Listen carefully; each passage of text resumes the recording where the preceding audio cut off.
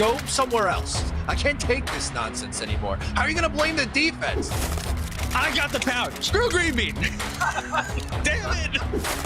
But once you get to the sausage, I feel like we're doing something. Go Jets.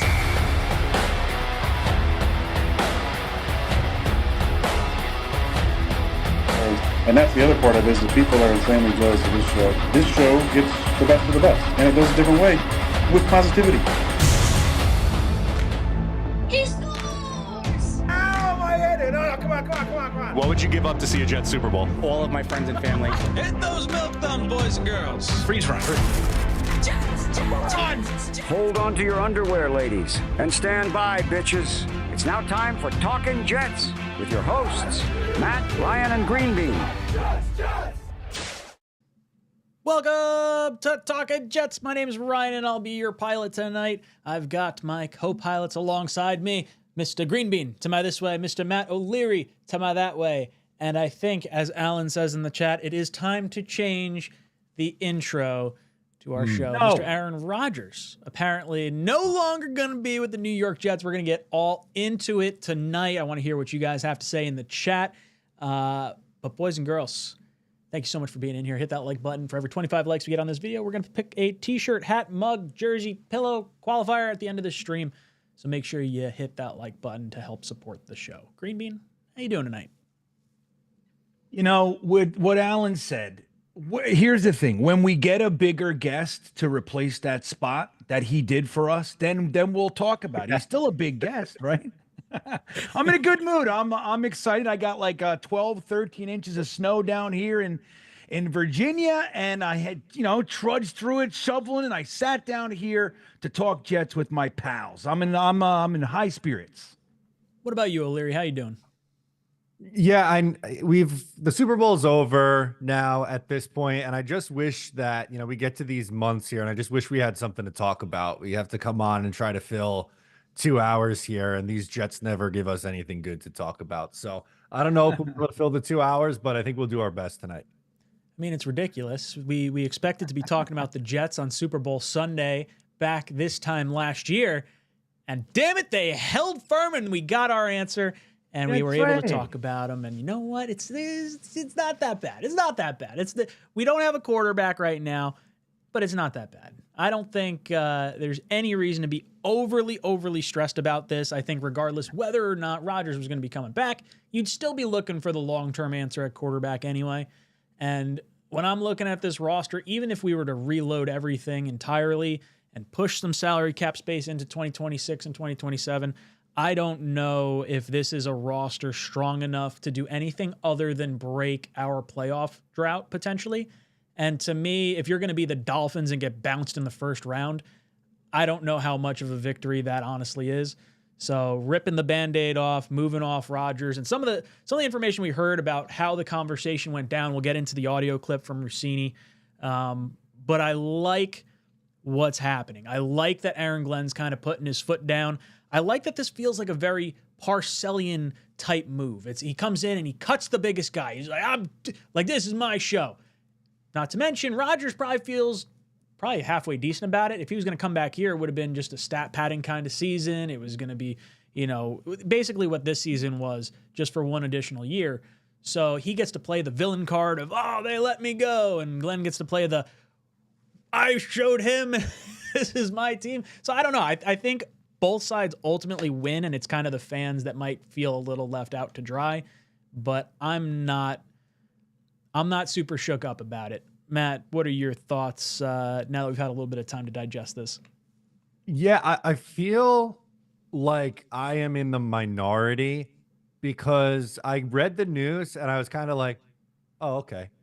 Like, I didn't think it was a big deal. And then I checked out Twitter, and people were either like crazy upset over it, or just like celebrating like they ended a war or something like that. You know what I mean? Like, it was just like these crazy over the top reactions. And maybe it was because honestly, this whole time, like my expectation after the season ended, I did not think that Aaron Rodgers was going to come back this year.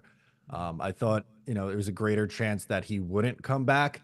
And honestly, like the hints were kind of there. I felt like the last couple months when he would go on McAfee, in a way would kind of like hint or tease the Jets, kind of almost like egging them on to cut him with some of the things that he was saying. But then also too, like you had Thomas Dimitroff down at the Super Bowl last week, and he did like 6,000 interviews. And in every single interview, he pretty much said, I would have moved on from Aaron Rodgers. And in one of them, I forget which station it was on. It might have been CBS Sports. It doesn't matter. But he kind of hinted at, that being the case for a lot of the people that interviewed for the position, that their stance was they were going to move on from Aaron Rodgers. And look, I get it. Like in just a pure vacuum of like zero other context other than just looking at what Aaron Rodgers can give you in 2025. Can the Jets maybe win a couple more games with Rodgers in comparison to Tyrod, Jameis Winston, pick your favorite veteran stopgap quarterback other than Aaron Rodgers? Yeah, maybe you can make that case. But there's so many more layers to it, and it's such a more nuanced conversation when you get into the future cap ramifications. Is it really Aaron Glenn's team if Aaron Rodgers is still here? And all that extra stuff. Would he want to learn the new offense? Would he let Tanner Engstrand run the show, or would he still want it to be the Aaron Rodgers way? Can they move on from Allen Lazard? Devontae Adams is paired up with him, and like all this stuff. So I totally understood why a new regime would come in here and kind of want to do things their own way. They tried it. I don't blame them for trying it. I thought it was the right move at the time. Unfortunately, it didn't work out, and I don't think doubling down on your mistake is a wise choice. So I'm good with the Jets moving on. What about you, Green Bean? How you feeling about the whole situation now that you've had a little time to digest it? Yeah, I mean, I will say I loved your joke at the beginning. We thought we were going to be talking the Jets, the Super Bowl Sunday, and that ended up happening. That was well done. I want to applaud that effort you made there. But I got to admit, no matter my feelings, I was frustrated. I was aggravated that the Jets I just wanted to like relax and not think and just watch football. And I had to get texts and people, and then I got memes and all this I didn't want to deal with that on Super Bowl Sunday. And the Jets just know how to keep themselves at the center of attention. And it's a little, it's a little transparent then anymore. I think like it's a clown car kind of a thing. That said, I did come around the mountain, after the season. Right after the season, I was like, just get everybody out of here, get him out, get a Lazard. I don't care about these guys.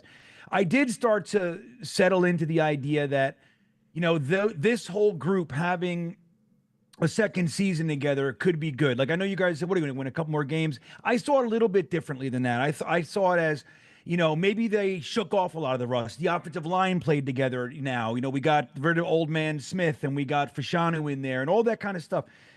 So I gotta tell you, I'm a little saddened by this. Maybe it's just, the hold on to the dream, like she said, maybe it's like that, Dumb and Dumber, like what kind of chances? Like 1 in 10,000, 1 in 100, 1 in a million. And he goes, so you're saying there's a chance? Like it's one of those kinds of things.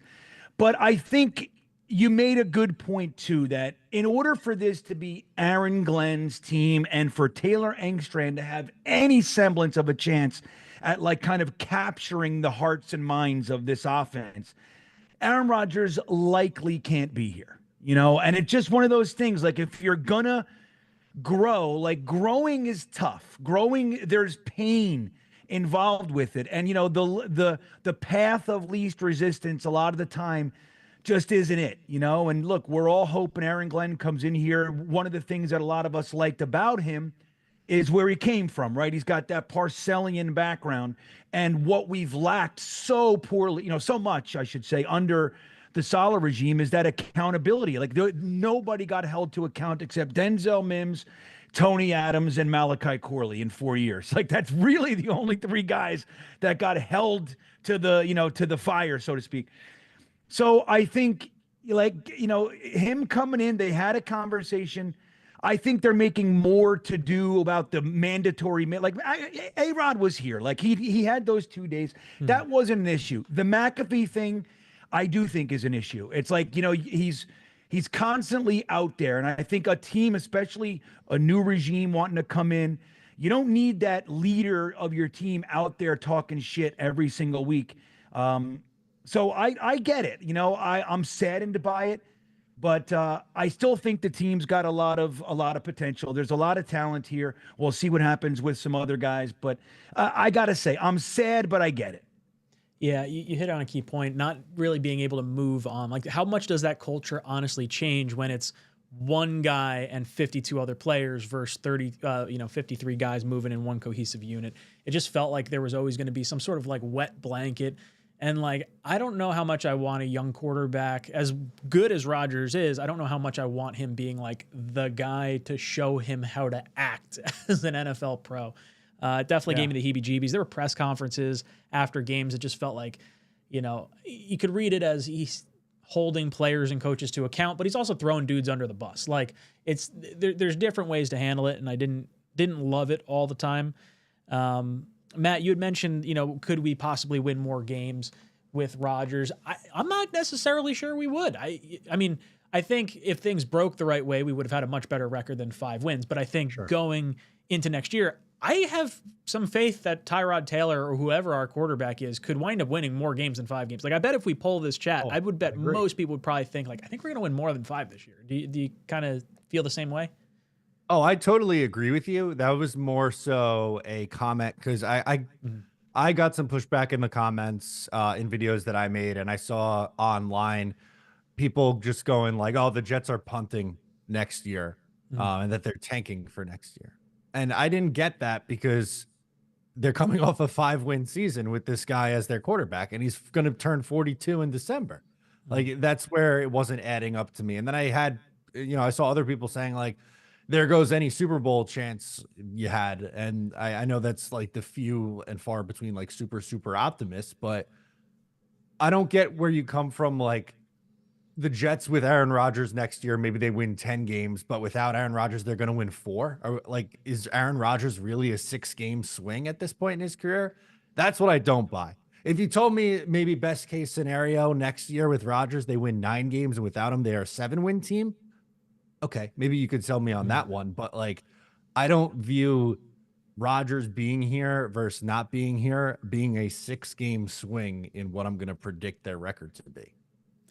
That's a great way to put it, because I think that's probably how fans are honestly feeling about it too. Like, oh, him here with a reset roster versus like not necessarily looking at this past year as like the over-under mark to try and hit, but it does feel like the Jets, I don't think they're going to tank. Like, I think these guys want to win. They're going to have to come in and bring in some type of quarterback that at least gives the team some juice. And I think, you know, trying to win, especially for the young guys, because if this is going to end up being like a bottom out time season, like, we're going to lose young players. I don't know how much longer they can honestly feel like they're going to be like, oh, we're going through the rebuild. We already heard Quinnen Williams give the thumbs down and, you know, make comments about, oh, here goes the rebuild, and then, you know, deletes his Twitter or whatever. Like those are things I don't want to see, especially from our star players. Like, I want to see morale kind of come up. Bean, what were your thoughts on some of the player reaction and maybe thoughts overall of what could be for next season? Well, I think you just nailed it. I don't know how much more these poor kids can take, right? Like, we are leather-skinned, battle-hardened, you know, traumatized losers, really, is what we are. We've settled into the thick loser mud. Like, we're comfy here. But these guys, like a Quinnen Williams, a Garrett Wilson, and the like, you know, look, you look, Quinnen, he came here. He was drafted by Maccagnan, so he's now on his 3rd GM. He's on his 3rd head coach, and they haven't won more than 7 games the entire time that he's here. He's played all pro or Pro Bowl level football. You look at Garrett Wilson, he's played with 9 quarterbacks in 3 years and is the first Jets wide receiver with 3 consecutive 1,000-yard seasons. Like, you don't have to look far to make a connection that, holy shit, I'm better than this place. You know what I mean? So, like, one more obviously tanking season, and I think we've lost the clubhouse, and it's going to go, you know, get even worse before it gets better. So I think that you're right. I think they're going to try to win, man. I mean, look, there's lots of quarterbacks out there in free agency. We happen to have a young guy, Jordan Travis. I know Jets fans are generally, I think, split pretty much. I mean, I don't think it's like, people love him or hate him. There's a significant portion of Jets fans that have zero faith in him. There's some fans that love him, but I think a lot of Jets fans would like to see what he brings. He's a talented young player, so who knows?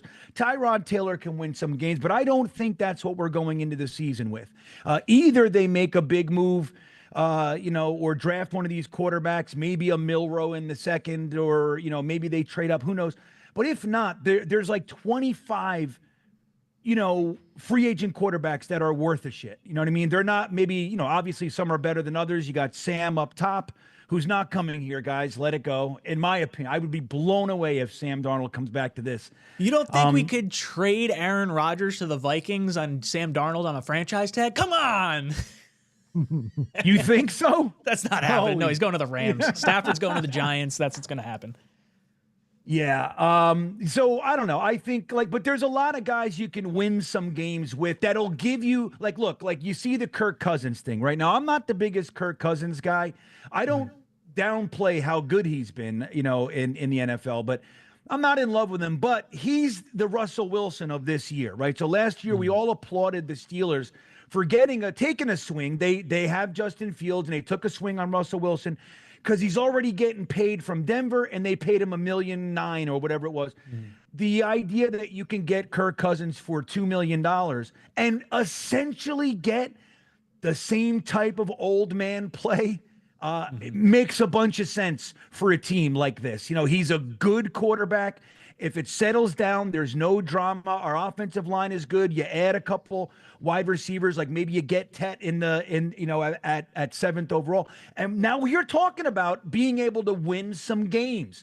So I think it's very important that we do something like that. And I don't know. I would be really blown away if they decide to, kind of sell the farm and start from scratch. So I don't know. I think that, the comments from the players, I wish they wouldn't do it, dude. But, I think we just got to get past it. They're people, they're emotional, they're on social media. You're going to see it. They could change their mind. You never wrote something to somebody and then an hour later went, Never. Nope. Never. Not once. That's why, I've gotten a couple DMs like, where you been on Twitter, bro? I'm like, dude, I got nothing to say that I'm not going to delete.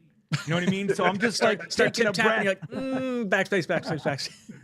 Right. So I don't know. I don't make much about it, about that. I wish it wasn't happening, truth be told. But dude, what do we expect? Just take a look around. And we all had this dream of Aaron Rodgers. Look how excited everybody was, and the organization and Hard Knocks and all the stuff that we went through. And it's over. And we got dick burgers out of it. And that hurts, so I understand it. But I don't think we're tanking this season either. Dick burgers is an interesting one. I never heard that before. I would have thought Delicious. dick dogs or something like that. More of like a hot dog glizzy. I will say, though, Ryan, real quick, you mentioned before, I don't see this roster doing much else but ending the streak of non-play. Dude, if that's it, that's enough for me, baby. No, I'm saying with Rodgers past. here. With Rodgers here. Different. Oh, okay. With I don't Rodgers care. here, I want it over. We lose the streak. We end the streak of the playoffs, and then all of a sudden we lose in the first round, and then we have to trade away all our young players because we push too much cap up. That's more what I was saying. Not this roster could, with a good quarterback and a little bit of retooling, I think it can win some games. I really do. Yeah, because that's good enough for me. But I get your point. Boys and girls, I want to jump into your super chats. I see Hennessy, Sorless, JoJo, Abbott, and Blitz Crew. Before we do, I do want to show the Deanna Rossini podcast just so we can kind of get some thoughts and backstory as to some of what we are hearing went on between Aaron Rodgers and the Jets. Most of the candidates that were interviewing for that Jets job had suggested to the organization, hey, if I get this job, I'm going to do this without Aaron Rodgers. And obviously that appears to be Aaron Glenn's thought process on this as well. And I was told that when they had conversations with Aaron Rodgers about what the future would look like, if you're going to be part of this team, you're going to attend all of the training camp. You're not going to do Pat McAfee interviews anymore. So they were really trying to change the way. They said that? Yeah. They had a conversation with him of if you were to stay here, here's how we would want it to be. So this to me is Aaron Glenn getting control back and Glenn making sure that. Who said that to him? The GM and the head coach when they had these conversations of, look, I think it's Aaron Glenn that's the one pushing for, I'm holding everyone accountable and every single person on this team is going to be treated the same way. So do you think that if he would have agreed to not do that stuff, that he would have been their quarterback? Or do you think he was just thinking like, I don't want to be controlled. I don't want to be put in a box. This is fast. I knew none of this. And this is extremely fascinating to me hearing you say that. I think that no matter what the Jets were going to say, Aaron Rodgers wanted to move on. I mean, this is something that I knew about. So Rodgers himself. So he went up there to hear him out, but you're thinking that probably Look, like. do hey, I think there? It's just like anything else. You want to listen, right? Like I think he was smart to talk to the Jets and say, all right, where do we stand? How does this work? And maybe if they were on the side of maybe convincing him more, this could have changed. But this wasn't the way it was when they traded for him, where, you know, it was exciting. He was the GM pretty much. He was the GM. Yeah, he's the GM no more. So interesting conversation there. And I think it tells a lot. And she hit the nail on the head, I think. The feeling was like, man, it really feels like Rodgers wants out, didn't want to be there. Matt, you mentioned that earlier too. Some of the press conferences taking a shot like, oh yeah, you know, if I get cut by a 16-year-old or 18-year-old or whatever the comment was that he made. And some of the other things, the body language just felt like off. And I think he did want to go elsewhere. And I think the Jets wisely did not told him like, hey, look, we're not going to kowtow to you. It's not going to be the Aaron Rodgers show. We're not bringing back all your buddies and whatnot. Like, we're going to possibly move on with a new quarterback. We're going to, do things the right way. Everyone's going to be held to account. And she's probably right. Maybe if the Jets came back and started kissing his toes or something like, oh, we need you back, then maybe something changes. But it felt like this was kind of coming to a split. There's some odds out as far as where Rodgers could potentially go. The Steelers seem to be the betting favorite right now, with a few other options thrown in there, kind of like I think the 49ers were on that list, and I don't know. There's a few teams that you could see interested. The Titans as a bridge quarterback would be, I don't know, interesting. I don't know. What do you guys make of Rossini's comments? Do you think they're pretty true, Green Bean? I'll throw it to you first. Well, first I'd like to say I looked up real quick the word kowtow. I'm very curious. I mean, we all kind of know what that word means. Well, so you did, right? I felt the same way. Did I use it right? You did. You did. Yeah, that's what I'm talking about. Nailed it. Yeah, but interestingly, it's spelled Kowtow, kowtow. Right? So like, I'm like, huh. So I'm like, what the hell is that? Like I know what I use it from time to time. So it means to act in an excessively subservient manner, or to kneel and touch the ground with your forehead in worship or submission. It's Chinese origin. So isn't that interesting anyway? Sorry, I couldn't. That's basically what we did for Rodgers the last 2 years. So like right on the button. So yeah, I think, I don't like Diana Rossini. Let me just say that right now. But that doesn't mean that what she's saying isn't accurate or what have you. I think that there was a world in which it could have worked, but I think, right, like Aaron Rodgers to stay probably was like, look, if I'm going to stay, it's got to be like this. And they're like, well, if you're going to stay, it's got to be like this. And it's just one of those things where, we're moving forward. You would need to acquiesce at 41 years old in your 20th year or 18th year, whatever it is, 19 years in the league. You have to learn everything fresh, and you can't do all the things you do and blah, blah, blah. I'm not in for that, So I think that there is, like, it makes a lot of sense. Again, if you did kowtow to him, what you were talking about before, Ryan, like the way you put it, like it, 1 and 52 guys, or is it everybody on the same page? And you can't start, like how you start. The first impression means everything. You only get one shot to make a first impression. That's right, man. That's right. So, like if you get into the, everybody's gathered up for the first time and you're doing your thing and there's Aaron Rodgers, and oh, we're gonna do a version of last year's offense, or it's like already everybody's like, you know what I mean? This is bullshit. Same shit. Just waiting for the ball to drop. So again, I think that it sucks on some levels to me, but I think like if you look at it just through an objective lens, yes, he gave us the best quarterback play we've seen here in years, but guys, it didn't amount to much. And it's just, if we're gonna start fresh and this thing's gonna have a chance, it's the right thing to do. And I think the way that they did it, just saying, look, if you're gonna stay here, X, Y, and Z, we're not being douchebags, but the X, Y, and Z has to happen. I'm not into that. Okay, man, we're gonna let you go. And that I think that it just makes a lot of sense. Matt, what are your thoughts on Rossini's comments? I think it's believable for the reasons that Bean just laid out there. Like from Rodgers' side, I'm not even like mad at Rodgers for saying, like, you know what, in my 21st year in the league, I'm all set on learning a new offense, and we're gonna use motion 70% of time. And I said, every year for how long that I'm not really a fan of it, and going to use the tight ends more, and you're not going to be the fewest rushing attempts in the league and the second most passing attempts in the league. Like, I get it. Maybe he doesn't want to go through a year. I look at 25 as a year of transition for the Jets, not a tank, not a bottom out and suck year, but set the infrastructure to be successful in 2025 and beyond. And I don't know what one more extra year with Aaron Rodgers like really does for me. Again, they were a 5-win team last year. He's 41 turning 42 this year. He was objectively probably one of the, looking at the numbers, that between the 18th and 22nd best quarterback in the league, which, as Bean pointed out, is significantly better than where the Jets were. But I'm not bending over backwards and taking on the insane cap number in 2026. And I get it, you could rework the numbers, but eventually you got to pay the piper at some point.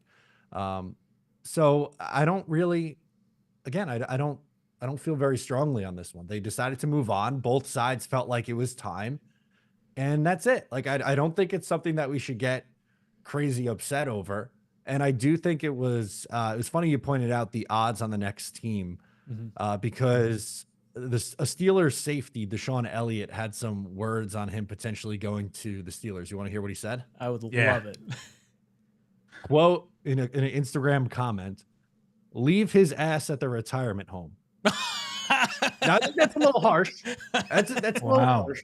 But point being, for the fans, and I know there's a lot who are upset right now, if Aaron Rodgers is a free agent, I'm not convinced that teams are like running to get in line to sign him. There's not like this long list of teams where you're going to go, oh, here's 10 teams that Aaron Rodgers can join. It's likely who gets hurt in training camp or the preseason that Aaron Rodgers can go in and hold down the fort coming in August. God forbid Brock Purdy gets hurt in training camp. Okay, maybe I could see him going to San Francisco then and filling a year. If JJ McCarthy isn't ready in by the time training camp rolls around, maybe he ends up there. But I don't think he's going to Tennessee, who has the #1 overall pick and a shitty roster. I don't think he's going to the Raiders, who, they just brought in a veteran in Pete Carroll, but that roster still needs a lot of work. There's not like this obvious landing spot for him for me. So again, I don't think it's a huge deal. Those are great. Trade Devontae Adams to the Raiders for a third. Yeah, I would love it. Hey, could you send our third back? We made a mistake. That'd be great. All right, boys and girls, we're going to get to your super chats. I've got a list of 20 options for the New York Jets at quarterback. This is from The Athletic. We'll go through that in a little bit. But let's go through some of these. Hennessy says Glenn did in 4 days what Salah couldn't do in 4 years. That is true. It took some balls. Sorless says, let's find our own Darnold, Geno, Baker via trade or free agency this offseason and fix our quarterback problem. So we'll get into that list. There's a few different varieties of quarterbacks that we could get into, so hang tight on that. Jojo says, let's solidify the trenches this year, plus tight end and safety, and grab a quarterback next year. That's going to be a really popular mindset. And it's not so much a tank for a quarterback in 2026, but I feel like if you solidify the surrounding pieces as best you can, and then, you know, try to give yourself a fighting chance. You June 1st cut Rodgers, you June 1st cut Lazard, you cut Devontae Adams, you're sitting at like $77 million. There's plenty of money to play around, get yourself a quarterback, and try to be competitive for this year. So I don't think it's overly crazy here. Abbott comes in, says, there is a new sheriff in town, AG Rodgers. Being cute on McAfee is no different than these young players bitching on Twitter. It's a symptom of dysfunctional organization, and that shit is over. Abbott, great line. Great line. Matt, anything you want to add to this? Yeah, on I had some thoughts because Quentin Williams had the tweet that he put out with at first he was talking to another rebuild, and then he had the thumbs down, and he eventually deleted it and then deleted his Twitter account. I'm like, you know what? Good. Like, I get the players are going to have their opinions on it, right? Like, I'm not sitting here naive and saying that there's no way that any of those guys can't have the opinions on it, but can you handle that shit in-house? Go to the new GM, go to the head coach or whoever and vent your frustrations. It's the making everything public that I think rubs me the wrong way. And to those who are like, oh, he has every right to, then why did he delete the tweet an hour later? Clearly he was spouting off and he realized he was wrong and deleted it. So good on him for doing that. Being, anything you want to add to this McAfee and young players bitching on Twitter, sort of a similar scenario? And like maybe more of a symptom of a dysfunctional organization? I mean, I think it's somewhere in the middle. I think these guys are going to do that shit on social media no matter what. Here's the difference between us and the rest of the league. We suck so bad. And we suck in ways that are brutally painful, more painful. Like, everybody can lose, right? Everybody loses games. We suck. We hurt, in the way that we do it. So when they do say something online, it's that, you know what I mean? Like, it's hard to be, to say anything else. And, it's like when Sauce used to go out there and say shit, he would be, he was really cool on Twitter for a long time. And he'd talk about crypto and he'd talk about golf and he'd talk about this, that, and everybody loved it. And then all of a sudden the season started sucking. And people were like, why don't you get off Twitter, you fucking loser, and learn how to tackle and all that kind of shit. And it's like, it's hard to feel or say anything positive. Like they say, man, winning cures all ills. If we're winning, these types of things don't seem as glaring as they do. Every player is out there talking, not everybody, lots and lots of, every team has players on Twitter or whatever talking their smack and everything. But that goes along with, winning games or, whatever. And it's not a big deal. So I don't know if it's indicative of I don't know if it's entirely indicative of an organization that is, how did you push it? So dysfunctional, but that doesn't mean that we're not, right? Like, I think that it's somewhere in the middle. That's what I'm dancing around. I think it's somewhere in the middle, but I'll tell you, it definitely becomes much more glaring, Abbott, when there's just nothing positive to talk about. It's like, you want them to just shut up so it doesn't exacerbate the pain. That's really what we want. We're like, this is bad enough. Can you just shut your mouth? But they can't. So, I don't know.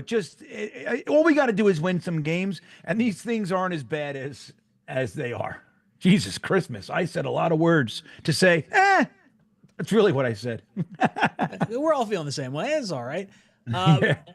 Wow. Ablab coming in with an incredibly generous super chat, dropping $100. Don't be a celebrity quarterback. We don't need any of those. We need battlefield commanders that are willing to fight it out every day, every week, every season, and lead their team to win after win after win. That was a quote from Bill Parcells, Aaron Glenn's mentor. Oh, man. First off, Ablab, you are a gentleman and a scholar. Thank you so much. Oh, where's my little... Is it going? Is it making the sound? The man. I can't hear it. Did it do the JETS? Yes. All right, cool. My little audio level didn't bounce over here. Oh, Ablab, you're awesome. And great quote, by the way. Absolutely great quote. I tried pulling it up. I don't know where the quote, like who he was talking about in particular. I mean, it could have been Aaron Rodgers for all I know. Bean, what do you think about Parcells' quote, "Don't be a celebrity. You got to be able to lead your guys into battle game after game, week after week, season after season." Yeah. Well, no, I like how he put that. How Parcells and subsequently, for our purposes, Ablab. Hello, Ablab, by the way, and thank you. You're the man. It's good to see you. I think like it says everything. It's like when you're struggling, when the team is kind of fractured, we're losing games painfully. People are getting fired and people are getting demoted and fired and all this kind of shit. And you're coming out talking, throwing guys under the bus. And it's not a recipe for success. Like is being said here, you got to stand out front and take the bullets. That's what you got to do. That's what leaders do. They stand out front and they absorb the onslaught. They protect their team. Now, behind closed doors, once they go, no, it's my fault and blah, blah, blah. They weather the storm. They shut the door and they rip somebody a new asshole in private. That's great. That's fine. That's also something that leaders do. But yeah, I mean, it did seem like I hate to tilt all the way to the other side of this now that he's gone and kind of throw stones. But at the same time, there was many McAfee interviews that I was like, I just wish he would. I wish he wasn't saying this right now, or post game pressers. It's like again, like I get it, but I wish he wasn't saying this right now. So it just made everything worse. Now, if we were winning, it's just a comment from a guy who's winning games and he's an asshole. So what? It works, but it wasn't working. It's like when, in a different way, but when Rex Ryan, we had 3 straight losing seasons, we're at 4 wins, and he's like, you wait, we're going to have a fucking bullseye on you. It's like, all right. You know what I mean? Like, settle down. You know what I mean? The bluster loses its impact and becomes almost a meme of itself, when you do that. So I think slam dunk from Ablag, that's a great quote to pull, and I really couldn't agree more. I think it's appropriate for right now. Matt, your thoughts on the Parcells and Ablab quote? It's like Parcells and then Ablab quoted underneath Wayne it. Gretzky, Michael Scott. yeah, exactly. Yeah, I like it. And that was something that I thought we got from Aaron Glenn in his opening press conference when the media kept pushing him on Aaron Rodgers. He was like, it's not about Rodgers. It's about the team. It's about the entire 53 guys on the roster. And then they were asking him about it, Bill Parcells quarterback. He's like, no, I'm Aaron Glenn. That's Bill Parcells. But that's someone who's clearly like, he's a mentor of his. So I'm not surprised to see him kind of take a similar stance. And again, like if this is going to be Aaron Glenn's team, I think it would have been very hard to have that transition with Aaron Rodgers still here for this year. Completely agree. The leadership thing is just so huge for a guy that has as much hardware as he has from an MVP caliber perspective, and he's got the Super Bowl trophy. It felt like the leadership aspect wasn't there, and it was the I'm gonna do it my way, which is fine, like Green Bean said, when you're winning, but when it doesn't go that way, it kind of loses its shine a little bit. Ablab, thank you so much for the incredibly generous super chat. You're a stud. Blitz Crew coming in says, if Carr is cut, would you take a swing? Garoppolo not tanking. Garoppolo, no. Carr, I think, is interesting. I wouldn't mind it. I like Carr, the person, a lot. So I think we could go in worse directions. That would be, could you imagine a situation where like Rodgers can't find somewhere to go and Devontae says, oh, I'll hang around if Carr's going to be the quarterback? That would be an interesting twist. That'd be fun. I would see coming. Matt, what are your thoughts on Carr possibly coming here? Yeah, I mean, I'm not going to say like, oh my God, Carr's the savior and he's going to come in and be the quarterback the next 5 years, but can he hold down the fort, or him and Tyrod, like whatever combo you want to use to get through 17 games? Fine. Again, he's going to be cheap because he's going to be getting a lot of money from the Saints. So a similar situation that Kirk Cousins is in, where he probably signed for the minimum, which I believe is 125. You could do a lot worse. And then at that money too, it's not like you're tied to him where it's like, if you're signing him, he absolutely has to be the starter. If he beats out Tyrod in camp, great. If he comes in and it's not playing well and Tyrod looks better, then okay, you can back up Tyrod. And if he eventually gets hurt, you go to Carr. Bean, what about you? What do you think about Carr? Let me number one, I like it. I like I was same kind of thing like with Kirk Cousins. It's like, neither. I don't think there's too many guys. Like, look, you could take a feast or famine, swing at like a Justin Fields. Sam Darnold looks pretty good. So he's, he might be somebody that you're taking a swing, hoping he's your franchise quarterback. I think a Carr or a Cousins, it's somewhat of a holdover. Maybe you strike gold, but it's maybe not. You're just kind of looking to win some games. But the question I have, right, this is kind of for you, Ryan. Matt would probably know better than me as well. Is he a similar situation as Cousins, where if he's cut, they are still paying him a bunch of money? Like, I don't remember what his contract. So he could be had for chump change as well. Then his base salary is Nice. $30 million next year. He's got a roster bonus of $10 million. So he's gonna be basically like $40 million if you were to trade for him. But if he's cut, I don't know if it's the same because he's only got $10 million in guaranteed salary. I don't think it's the same as Cousins because I think Carr would be able to sign for more than $10 million somewhere. Yeah, and to be clear, I do if I'm looking at those, I just use them in the same pocket. But I think Carr at this point is better than Cousins. I mean, I think that he would be a better option. I like Carr more than a lot of other people do, though. I would have been fine if we went that route. Yeah, I would be happy with it. I would have no problem with it. And then Ryan, you mentioned it before. Like, you don't want Rodgers kind of having the impact, to have any more impact on how to be an NFL quarterback on a young guy. Remember when we got him? It was like, oh, he's going to be so good for Zach and blah blah. Remember, like we just.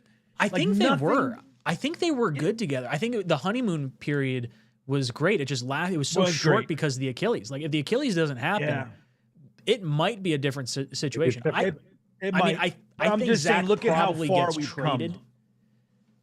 Yeah, it really is. Sorry. It's gone a long way. It's been. Yeah. He's going to be a mentor to. Boom. Yeah. I think it all could have worked, man. It's like that Achilles thing ruined it all. It really did. The Jets curse just said, let me just snip this little tendon right here, see how everything goes. That was it. Brutal. Boys and girls, I'm going to get to some other ones. I just want to hop to some of the big super chats here just to acknowledge them. Ryan, thank you so much for the super chat. Glenn told us to strap in our seatbelts, and Rodgers and the old regime were drunk behind the wheel. Time for a culture change. Ryan, preach, my friend, preach. Angel comes in with the 20 spot. Thank you so much. Says, I guess you three like quarterbacks like Wilson and Darnold, who throw 8 touchdowns, 11 interceptions, while Rodgers threw for 28 touchdowns, 11 interceptions, and 3,900 yards. Wow, 2025 is a 3 or 4 win season. Great. So no one here is hoping to see a 8 touchdown season at all. We don't want to see it, but we also don't want to see all our players leave. And that's what you're kind of banking on. Like, unless you think Rodgers is going to win us a Super Bowl next year and we're going to be able to ride off into the sunset and be like, okay, guess what? We got to trade some players now because we can't afford them because we added the dead cap into 2026. Like, I don't know what to tell you. Like, the Jets are still looking for a long-term answer at quarterback with or without Rodgers. And you got to set the tone early. I feel like you needed a culture change from where he was. I think he wanted to move on. I think the Jets wanted to move on. I think this was a mutually agreed upon decision that benefits both sides of this conversation, and I think you're just salty, Angel. That's what I think.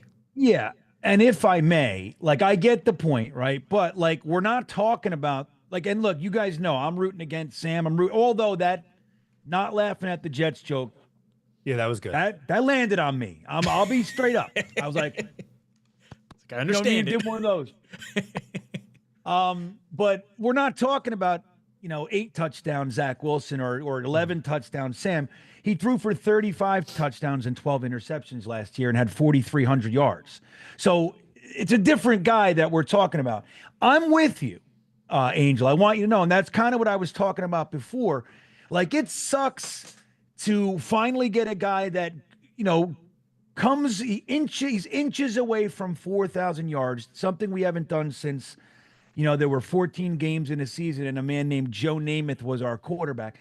And we get there and we're getting rid of him. Like, it just sucks. It's one of those things, but you can't be objective and look at him and say it's not a vacuum. there's more to it than just that box score line for the year. There's a lot more to this.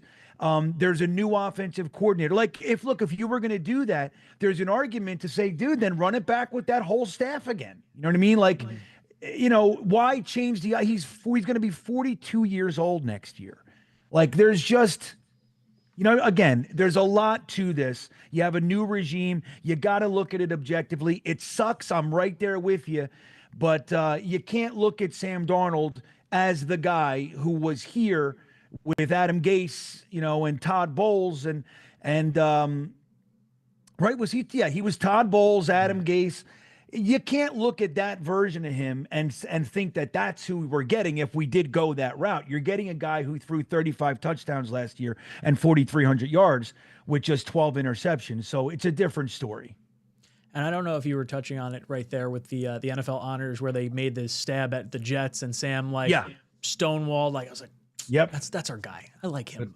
I miss Sam. Yeah, so it landed much. Like, from a person. Like, Matt, your thoughts on all this?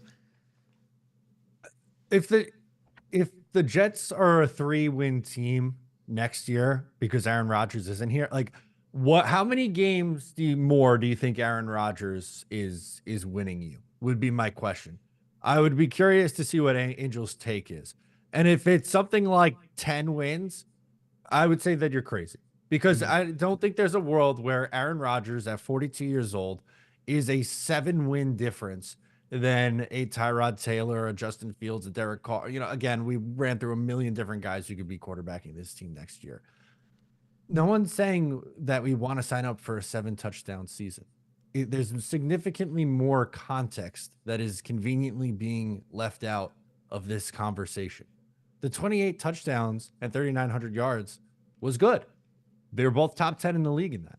The Jets also threw the ball the second most times in the NFL last year. So those numbers are going to be a little inflated, especially too, because when you look at the number of times they were throwing the ball with Darnold and Zach Wilson last year with Zach and Darnold in 2020, they weren't towards the top of the league in passing yards. There were also a lot of stats where Aaron Rodgers was 18th to 35th in. So he averages out, in my opinion, to somewhere around the 20th best quarterback. He's 42 years old. As people in the chat are discussing, he got hurt last year. He's been hurt each of the last 3 years. He's played through injury in 2 of the last 3. And I know he played 17 games, but because he didn't want to sit down, he played like shit for a month. From game 4 through the Pittsburgh game, he didn't have another good game until Houston, where that was on Halloween. So the game we went to on September 29th to Halloween a month later, he played like garbage. And like, you know what I mean? Like, it's so crazy to think about that stretch. It's like, you're so right. I'll give him a little bit of credit because I can see the argument as far as like where it could be going. Like the hopeful side of Ryan here is saying, oh, well, from the bye week to the end of the season, no Tyron Smith at left tackle, Todd Downing calling plays, Aaron Rodgers getting healthy, like that, it starts clicking in my head. But then let's say I'm going to give you a stat line right here, and I want you to guess the record that this team was. 4,400 yards, 35 touchdowns, 18 interceptions. What do you think the win-loss record was, Green Bean? Wait, say that again. 4,400 yards, 35 touchdowns, 18 interceptions. Actually, I should add let me see. It might be more than 35 if there's any rushing touchdowns in there. Yeah, I was going to say, any rushing touchdowns, man? There were 2. So that 37 touchdowns, 18 interceptions, 4,400 yards. What's the record? Yeah, that's 12 to 13. That's 12, 13 wins easy. What do you think, Matt? I'm not going to go that high. I'm going to say 10 wins. That is a 5-win season from Blake Bortles. That's who Aaron Rodgers was last year. It was a stat pattern. Huh? It was bullshit season. We were down by a lot in a lot of games, or like, maybe not down by a lot, but like needing to throw. It was a constantly throwing sort of situation, and I feel like that's kind of where we were with Rodgers. So you want Blake Bortles? Who it is? Sorry, I shouldn't compare. No, it's good. That's a great point. But it's very. Well, it's like it's similar. Yeah, go on. It's similar in a sense. No, it's the same type of thing. Like Matt, I mean, that's such an important thing that Matt said. Like, we were second in the league in pass attempts last year. Like, and you didn't cross 4,000 and you only won 5 games. And you know what I mean? Like that's not a good thing. You know, it's like that, like when you look at it through that lens of like, of course you're going to have 3,900 yards. And again, I'm not flipping and throwing mud in places that I wouldn't have thrown mud at before. But you try to look at this through the most objective lens that you can, right? Like, look, it sucks. I wanted so bad, like the idea that Aaron Rodgers was going to be here for like, or could have been here 3 years. When we made the trade, we were worried that he was only going to be one and done. Remember, we were just going in for that year. We didn't even know if he was going to come back. We thought he would, but we didn't know. It wasn't a guarantee. And the idea that like the third year we could have still had him, and it just doesn't make sense. It's painful. It sucks. But you got to look at things. And then there's the whole money thing, which we didn't even really get into. That there's a lot of factors that, 3,900 yards is, for us, it's a big deal. But really, guys, it's not the biggest deal for teams in the NFL. You know what I mean? Like 3,900 yards, like your quarterback should be throwing for 3,900 yards, especially if you're top 5 in passing attempts. Like 3,900 yards is not that much when you break it down like that. And with 17 games too, on top of that. Yeah, That's what I was going to say. The Blake Bortles stat line I read of 37 touchdowns, 18 interceptions was a 16-game season. So, And they also averaged under 20 points per game on the year. Yeah. This is an offense that finished 24th in the NFL in scoring with 19.9 points per game. Yeah, not ideal. Not ideal. Eric comes in with a 20 spot. Thank you so much. Says, look at it this way. We'll get some timeouts back. Watching the play clock expire is nuts. I was pulling my hair out all season long. All season long. I was like, someone get the play call in. It can't be on Rodgers. He's just changing the play call. It's fucking Hackett. And I'm just like losing my damn mind on this thing. And then then Hackett's not there to call and plays. And I'm like, it's Rodgers. It's all Rodgers. He's trying to get cute. And now we're just burning timeouts when we don't need it. We're like no timeouts going into like the second quarter. I think it was, I'm pretty sure we burned at least 2 in like a 5-minute span in the first quarter. That just drove me friggin' bonkers. Good. So that was brutal. That taking it down, that delay of game, like we got more delay of game penalties, or like you said, unnecessarily using timeouts. I've never seen anything like that. Like it was so annoying, and we're live streaming the games and we're talking about it. We're like, just snap the ball. Like it's all him. It was him. There's a few instances where there was some confusion or something, but generally speaking, everybody else is ready to go, brother. You know what I mean? Just snap the fucking ball. Your cadence isn't fooling anybody. Can we just snap the ball and avoid this? So yeah, that was another wrinkle. It's not the biggest. It's not the one way out front, but it was annoying to say the least. Not to mention, like when you take it down to 1 second, you could kind of time that snap count pretty easily at that point. It's actually easier, right? Yeah. When there's only 1 second on the clock, then you know when he's going to snap it. Like, you took the whole thing away. Do it at 3 seconds. Do it at 6 seconds. No. O'Leary, any thoughts on the timeout debacle last year? It was frustrating. It really was. And that, unfortunately, I think we learned that it was on Rodgers. Like Ryan said early on, I wanted to be like, oh, Hackett's not getting the play call in time. Then they changed the play caller, and it's still an issue. Like, guys, can we get out of the huddle, get to line of scrimmage, call a play, or maybe use some tempo, right? Like, I'm not saying you got to go hurry up all the time, but, if you got some mojo going, get up to the line of scrimmage, run the next play. But they wasted so many timeouts with it. I'm just looking forward to a quarterback who can be okay. I'm not asking for anything amazing, but just run the offense, be normal, and let's not have a controversial season and be a 5-win team. I don't be a normal 8-9 football team and then be good. Can I get that even? I just want to be entertained. I just want to feel some pride in my team, and I don't want to feel embarrassed on a week in, week out basis where I don't even want to talk football. Like when it becomes a chore to come on here and do a post game, that shit sucks. I don't want that to happen. 𝐒𝐿𝐫𝐞𝐞𝐳, thanks so much for the super chat. Says Rodgers beat 4 backup quarterbacks, got hurt multiple times, was talking about being cut several times and choked several times. Let him be and run a modern offense. Yes, positive. People getting fired up. I like it. Jolt comes in with a super chat. Says, happy offseason, guys. Tired of the assumptions that will be so much worse without Rodgers. The tape doesn't lie. He was bad to mediocre. There are no guarantees of success, but Glenn needs to clear the runway for takeoff. Jolt. Preach.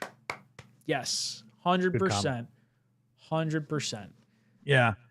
Yeah, and I like what 𝐒𝐭𝐭 said too. It's like, right. Like, look, and this kind of connects to what you were saying about there might not be all that robust of a market for him. Well, Matt talked about the comments for, I forget who it was. Maybe the Steelers, was that? Safety. But he had his hand-picked offensive coordinator. He had hand-picked wide receivers and players around him. He ultimately got Devontae Adams here. You know what I mean? It's like he had everything he wanted. He was essentially like he was given. I don't think at any point he was the GM, right? And we talked about that. Like if he was the real GM, they wouldn't have taken Mike McDonald with the first overall pick his first year here. If he was, you know what I mean? Doobie Brothers, come on, baby. But he did have a lot of influence. So when you look at it, anywhere he's going, he's likely to have to learn a new offense. He's 41 years old.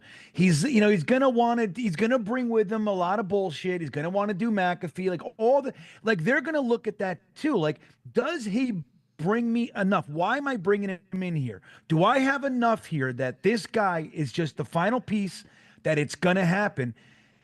I don't know, man. Because when you look at this place, we bent a lot to him. He had a lot of his people around, and look, we had to demote his hand-chosen offensive coordinator. Remember, when Peyton threw him under the bus, he said, "Keep my coach's name out of your mouth," which is interesting too, because Muji was in Denver at the time.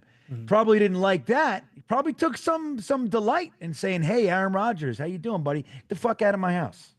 How's that Not sound? to mention Aaron Glenn Get is out of my tight house. with Peyton.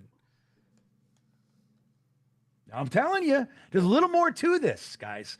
There's a little bit more to this. But anyway, yeah, I think it's like, again, it sucks. The dream that we had is dead. And he did put up some numbers that we're not used to seeing. But just let him just walk off into the sunset or go play. It's time for a modern offense. It's time for a younger, new approach to this whole thing. And let's try to join the 21st century NFL. And to kind of piggyback off that quick point where you said, Muji and Glenn both had sort of a vibe feeling. I mean, you can't tell me that if you ran a paint company and you specialized in green paint all the time, are you going to hire the guy that also really likes green paint, or are you going to hire the guy that likes purple paint? Like, I think you're going to go with the guy that likes the green paint, and you're going to fall in line with what the owner wants. So I think to expect anything other than this outcome would have been a little silly. All right. Let's rip through some of these. We got Swamp Ranger says 3-14 with or without Rodgers in 2025. Suck for Nuss 2026. Deanna Rossini is a line hoe and looks like my big toe. AG will win me over if he makes her disappear. Look, I'll be honest, as much hate as I've really had towards Deanna Rossini, she seems to be right on more stuff than not from what I've gathered. So she clearly has sources inside the Jets organization. And even though I don't like some of the shit she's saying, if she's going to say what's actually happening, I'm going to listen. This all tracks to me. Matt, any thoughts on Rossini or Green Bean? You go first. Well, I'm sorry. I don't want to jump, Matt, if Matt has a comment. No, go ahead. So, I think I was talking about it with Jake, but it was right around the time when Saleh didn't get on the plane to go to Jacksonville for the interview, right? His second interview. And nobody had it but her. And it was really early. And it was well, how would she know that? Mm-hmm. And the idea that, she has a source at the Jets, and maybe, just maybe the whole time, it was Robert Saleh. The whole, remember when we did the whole Joe Beningo thing? He he was like, "Are you my friend?" Remember that shit? Yeah. And he's talking with them and saying all these different things. Zach Wilson sucks or whatever. And she's cute-ish, kinda, somewhat, So, and she's flirtatious and everything. So, like, the idea that Salah was the leak is an interesting concept to me, man. And then it would reinforce what you're saying. That like look, I don't. There's a lot of things I think that she said that were fanciful, right? I like to bring up the Robert Saleh threatened to lock everybody in the room and take their cell phones. Like, I don't know. There's not a world in which that's. I don't think. That doesn't sound realistic to me. Seems like a lot threat. of the other I could see a guy saying that. Like I feel like a teacher would be like, all right, everyone's phone, put him in the fucking box with a bunch of grown men. Maybe. They go, fuck you. Come and take it. Come and take my phone. Salah's a pretty Let's big see dude. you try. He might be a little more intimidating. Maybe it was like the special team. It was the kickers. That's what he was saying it to. Wasn't the offense or the defense. Morstead would kick his ass too. Right. Morstead's no joke, man. Kick him square. Sorry. Yeah, but I do think a lot of what she says, sadly and aggravatingly, ends up being kind of, near the mark. And that's what's so frustrating about it. Again, guys, if we're winning games, there's not a single thing that she's ever said that would have bothered us if we were winning. Not one word that she's put out would have even made it past our first layer of skin if we were winning games. It's because we're losing that it's so brutally painful. O'Leary? Anything to add? Just to toss on to, I think Green Bean hit on a lot that I wanted to say on the Rossini side, but on the first part of Swamp Rangers comment, I don't think they're going to be 3-14. I think this is going to be a likely trade up scenario for the Jets in 2026 for their quarterback, which I'm sure we'll have a lot of fun next offseason debating what package the Jets should use to move up. How far should they move up? All that good stuff. But that's my way too early prediction right now. I'm on the same wavelength as you. I want to win as many games as possible this year. I think for the roster, you can't just be bottoming out and putting forward a bad roster. I think this roster is too good to wind up 3-14 at this point. And if you get a halfway decent quarterback, like if you were to get a Carr in here or Cousins or insert whatever stopgap, even just Tyrod Taylor. If Tyrod Taylor is like the benchmark for how good you have to be a quarterback for the Jets, I think you're going to win some games with Tyrod. So I agree. I think we are going to have to trade up. Blitzcrew says, if Glenn kowtowed to Aaron's conditions to start his head coaching career, he would never have the level control Parcells demanded. Milk thumbs. Milk thumbs. I completely agree with you, Blitzcrew. Completely agree. Got to set the tone early. He absolutely did that. TL comes in and says, Dirty Diana is full of ish, in my opinion. This one I buy, though. Yeah, I'm buying what she's selling, unfortunately. Landon says, if Aaron Rodgers goes to the Vikings, we are def getting love in 2033. I think the Vikings do make a lot of sense. It depends how much he wants to take for a contract. I think it does. I think if they were willing to give Sam Darnold a 2 or 3 year contract prior to him kind of imploding the final 2 games of the season, like I could totally see them feeling like, maybe JJ's not ready to start. Although I think it's more likely Daniel Jones is their stopgap quarterback for much cheaper than whatever Rodgers was going to be. But like, would it shock me if Rodgers goes to another team and has a really good year because of like what I said at the end? Todd Downing calling plays now, and he's getting healthy, and he's got an offensive line that isn't a turnstile on the left-hand side. Like maybe a year removed from an Achilles, could put Rodgers back in that conversation. He might have 2 years left that like we just can't afford that time right now. I don't know. I don't know, man. Like the Vikings essentially have 2 quarterbacks. And you know what's like, dude, Sam's agent needs to be dragged behind a truck because he should have been pounding the Vikings all season trying to get him an extension.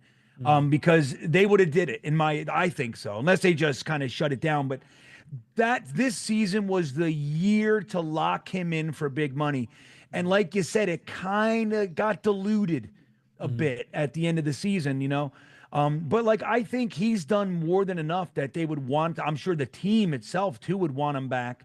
They had a great year. And then you got a 1st round pick in McCarthy sitting there on deck, albeit with the injuries. But I don't know, man, like, the idea of them kind of having a Daniel Jones year or throwing all the chips into the 41/42-year-old Aaron Rodgers, It seems like that. I don't know. That seems a bit risky for me. They have like youngish and young quarterback tandem right now that like, and they got a banging roster. Do you think so they I don't know. franchise Sam though? Because I think Sam. I mean, they might franchise Sam and trade him. Maybe. I think they're going to try and lock up some of the other talent instead of devoting like $40 million a year to, or $40 million in 1 year to Sam. Like, to me, I think the moves that wind up happening, Stafford goes to the Giants, Sam goes to the Rams. And I think that's sort of the first puzzle pieces that we see fall into place. O'Leary, what are your thoughts on Rodgers to the Vikings potentially? I think it's one of the few teams that you could sell me on happening. I think you would need to have a JJ McCarthy setback, but I wouldn't be surprised if they just stuck it with Daniel Jones as the insurance policy in that one, kind of like what you pointed out. I have a hard time finding a place for AR, but I'm thinking Minnesota does make sense if there is some sort of setback for whatever reason with McCarthy. But I don't think Sam Darnold is going to end up back there. I liked your idea with the Rams. I think the Raiders could be in play. The Steelers seem like a team that has had some vague interest in him. So we'll see. Peter comes in, says quarterback carousel, Stafford to the Giants, Darnold to the Rams. Oh, see that? Oh, there you go. Look. Rodgers to the Niners, Bridge with Tyrod and Travis, and who else besides Fields or Winston? I mean, we could go into the list in a little bit here. I'll rattle some off real quick. Tyrod and Travis were both thrown there. Free agent quarterbacks, Sam Darnold, Justin Fields, Russell Wilson, Daniel Jones, Jacoby Brissett, Jameis Winston, Cooper Rush, Carson Wentz. Some trade or cap casualties, potentially Matthew Stafford, Kirk Cousins, Derek Carr, Geno Smith, Jake Browning. Curveball of Kyler Murray would be an interesting one. I don't see that happening. Young trade targets, Hendon Hooker, Tanner McKee, Joe Milton. I have thoughts on all those players and what I think is most likely, what's less likely. To me, I think Fields or someone of the financial status that I think is ultimately going to be similar to Fields will be where the Jets ultimately end up. Like, I don't see us paying like $30 million for any quarterback next year. Because I do think it's going to be, hope for – it's either going to be someone like Carr if he gets cut and you can, manipulate the money a little bit to not pay a ton and be competitive, or it's going to be someone that could provide you the youthful side of it and, like, hope. And I feel like Fields does, to some degree, provide that. And you could probably argue a few other ones in here. Matt, what do you think about this little carousel that Peter has? I like it. And – can I give you a slightly outside the box name that we haven't brought up yet? Just because he says, and who else besides Fields or Winston? I would prefer Fields and Winston over the guy that I'm going to mention anyway, but just haven't heard this name talked about a lot. But what about Taylor Heineke? He has some starting experience with Washington. I would prefer to start Tyrod over him, but at least that's at minimum veteran backup who you're comfortable with as a backup. And if he had to play 4 games, I think you could get by, but just a thought. Yeah.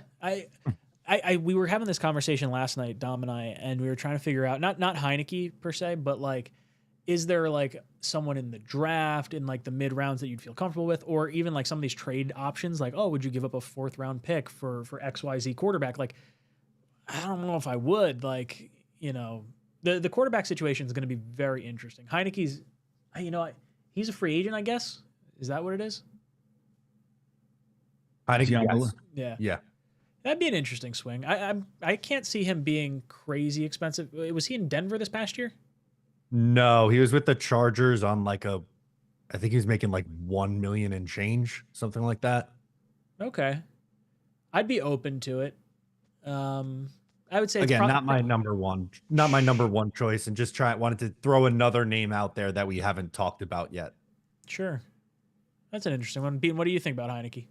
He played 15 games. He started 15 games in 21 and threw for 3,400 yards, 20 touchdowns, 65% completion percentage. Also had 15 picks. I mean, I don't know. I think, if you had a good starter, Heineke is a very attractive backup for me. Yeah. But I don't know. Tyrod, to me, like the thing you got to remember with Tyrod Taylor is he's getting hurt. Mm. You know what I mean? Like he's unlikely to be our quarterback for 17 games. So unlike what we did in 2023, when we had Aaron Rodgers and we were just going to shelve Zach Wilson, but we had him shelved at number 2, which was Silly Town. You know, you got to think your number 2 is getting in, and that's going to be who your season kind of hinges on. If it's game 5, if it's game 9, still, you know, like what if we're 9 wins? I mean, I'm sorry, 9 games in, and we're at 5-4, 4-5. Like we got a chance for a playoff season, and then you know you want to think that the guy coming in, you're confident can get you into that. Just get me in the playoffs, man. End this so we can stop talking about it. I don't know how I feel about him. You know, behind Taylor, behind like if we had somebody I felt better won about the starting job. Like what if he was like if he beat out Taylor and Taylor winds up being your backup. Yeah, I think it's too big of a risk, honestly. Yeah, I don't know if he excites me. I mean, there's better options. Not the worst. I think we could do worse. Mm-hmm. But you know, I'm talking like plan 7. Q. Maybe. Right. We're on letters. We've exceeded all the numbers, and we're on to letters, and we're on Q. JJ comes in. Thank you so much for the super sticker of the pair dancing. It makes me smile. Blitz Crew says, if winning cultures cure all ailments, we have been so sick for so long. We need amputation like moves to get better. No more bend and don't break shit too. Yeah, I'd like to see a little aggressiveness. I'm excited to see like some blitzing, maybe a good safety in there, smack some people around. Let's play some football. Swamp Ranger says, Bean, when does the Monday night 10 o'clock mock start? Ooh. Do you have a starting date for oh that yet? yeah, well we were talking about it this Monday, I think, right, Ryan? Today? Yeah. So we were. Oh no, today's Tuesday. Today's Tuesday. Don't mind me. We were talking about doing the Monday night mock. Green Bean starts his at 10. Dom and I do a show on the Talkin' Jets channel at 9 o'clock. So we're talking about possibly doing the same theme that Green Bean and Dom are going to do for the 10 o'clock mock, but then have a slightly different perspective for the show with me and Dom and see if that, shifts thought processes, how things break down. We could, set it up where we do either 2 different simulators on each one of those, or we do the same simulator and just sort of see how things play out. We want to have some fun with it across the, the Talkin' Jets sphere of influencers. Oh, I hate saying that word. Talkin' Jets sphere of influencers, content creators. Oh, I hate that term. Yeah, I know. Guys, dudes. The Talkin' Jets crew. Yes. How's that? You know what I mean? Yeah, because it's fun. If you guys don't know about 10 o'clock mock at all, like what we do is we do like I think I do it on Twitter and YouTube. I put out a poll about 4 choices of themes for the mock. So we're gonna go in. We're gonna no trades, or we're going to go in and we're going to focus on the offensive line. But you guys pick the theme. I give you 4 choices. You guys pick it. And then that governs the way that we attack the draft just to be able to see. Because, when you're playing with a simulator, after you get past like 5 or 6 mocks, you're picking the same people over and over and over again. And so if you don't kind of have some different guide, some outside governors kind of pushing you around, it just ends up being redundant. But this way you can kind of see how the draft shakes up when you do focus. Like, let's say you're not going to go offense in the first round, or you're you're going to try to build the offensive line. You see who you take in the first impacts the rest of the draft. And then sometimes you get stuck. You're like, holy shit, I don't like who I'm left with now. So anyway, I think, with kind of connecting the channels and having that like all night theme is going to be pretty fun. It's our first year really doing it that way. Yeah, I think it's a fun experiment. You guys can come along for the ride. Isaac comes in and says, love all 3 of you fellas. If it's not Aaron Rodgers 8, just ride it out with Tyrod and see where we land in a stacked 2026 class. That's sort of where I kind of land on this. I'm not in for tanking this season. I want to try and win as many games as possible. I think it's important to try and at least sell the franchise, the players on it, and the fans some degree of hope that you could possibly get your quarterback. And maybe that is, signing Fields to like a 2-year deal or something like that, or one of these guys for a 2-year deal, because Tyrod is only under contract for 1 season. There's no guarantee Travis is going to be anything, good as far as, playing in the NFL after having that bad injury. So yeah, I think 2026 is probably, you keep an eye on it. You're gonna be scouting the quarterbacks, or we're gonna pull the trigger on a quarterback, at some point in this draft, and we're gonna all be thrown for a loop, and we're not gonna have any idea what's going on, and people will bitch and moan. I don't know. We'll see. It always happens. It always happens. We like to complain. We're a bunch of complainers. Indeed. Are. It's what we're best at. We are. We're trained well. Soda. We're trained. Says, God bless y'all for doing this weekly with optimism. Well, you know what? We're a glass half full kind of gang in the off season. We're trying to sell ourselves hope because we're going to go to Looney Town if we're just doom and gloom the entire time. Oh, geez. And he comes in and says, I don't blame Aaron Glenn and company for deciding to write their own narrative and take back control of the staff and organization. Yeah, look, I think he sets the tone by coming in and saying, look, Rodgers, this is how it's going to be. You're not going to do it. You're not part of the team. And I think that carries some weight with the rest of the players. There's going to be some people that are disgruntled because they feel like we're throwing in the towel. That narrative does shift. Hopefully, the guys like Tyrod at the bare minimum, and then, hopefully you bring someone else in. But I like Glenn setting the tone one way or the other. If he had said, hey, Rodgers is my guy, we do want him to do this. He didn't agree to it. He wanted to leave. Fine. No harm, no foul. As long as Glenn's the one kind of calling the shots, that's sort of where I fall on that. Matt, any additional thoughts to the narrative that Glenn is controlling the shots and everything? No, I agree 100%. That's what I said in my second video today, talking about the comments from that Diana Rossini shared, but just the Jets taking this hard stance in general was something that I think they needed to do. And I thought there would be question marks on if it was Aaron Rodgers' team or Aaron Glenn's team if he was still here. And if there was a world where Rodgers was willing to come back, take the pay cut, learn the new offense, be the good soldier, the whole thing, not go on McAfee, whatever the terms are, if he's able to agree to it and be like, yeah, I want to come back and do it, then okay. Like maybe that's something that could have worked out. But again, I think that wasn't the likely scenario. I just think both sides probably thought it was in their best interest to go their separate ways. And I'm curious to see the route that they go. It's probably looking like, as we've discussed, 26 as the year of finding the long-term franchise guy, but I don't think that means, 2025 is completely lost. I think it just means you have to, this is year one of establishing what kind of team you want to be going forward and take a step forward. Like you were a 5-win team a year ago. Just because you lost Aaron Rodgers, I don't think that, means, they're going to be a 3-win team now. And I don't know. Take a tangible step. Be a real football team and a franchise. Alan comes in. Alan says, Jets have run a modern offense for the first time in the modern era, Jets have to run a modern offense for the first time in the modern era, no matter who is under center. Go 𝐒𝐿𝐵𝐷. Yeah, I'm excited for him. I think from a resume perspective, as far as like a first-time offensive coordinator in the NFL goes, dude has 8 years of play calling experience at the collegiate level and the UFL, 1 season there. I think at the very least, he's comfortable in game calling plays. Whether or not those plays translate to the NFL side of things is something to be seen, but I'm looking forward to it. I think it's an optimistic swing. Eric comes in. He's not too fond of the Athletic, apparently. The Athletic is the MSNBC. Unless he loves, maybe he likes MSNBC. Yeah, I think he's saying, he loves it. That could be exactly it. Eric, you're going to have to super chat another 20 and let us know what you think. Sorry. Right. Yeah. Eric's been an MSNBC fan since way back. We know that.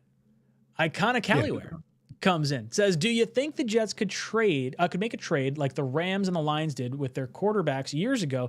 If so, which quarterbacks could use a change of scenery, or do they just cut Rodgers?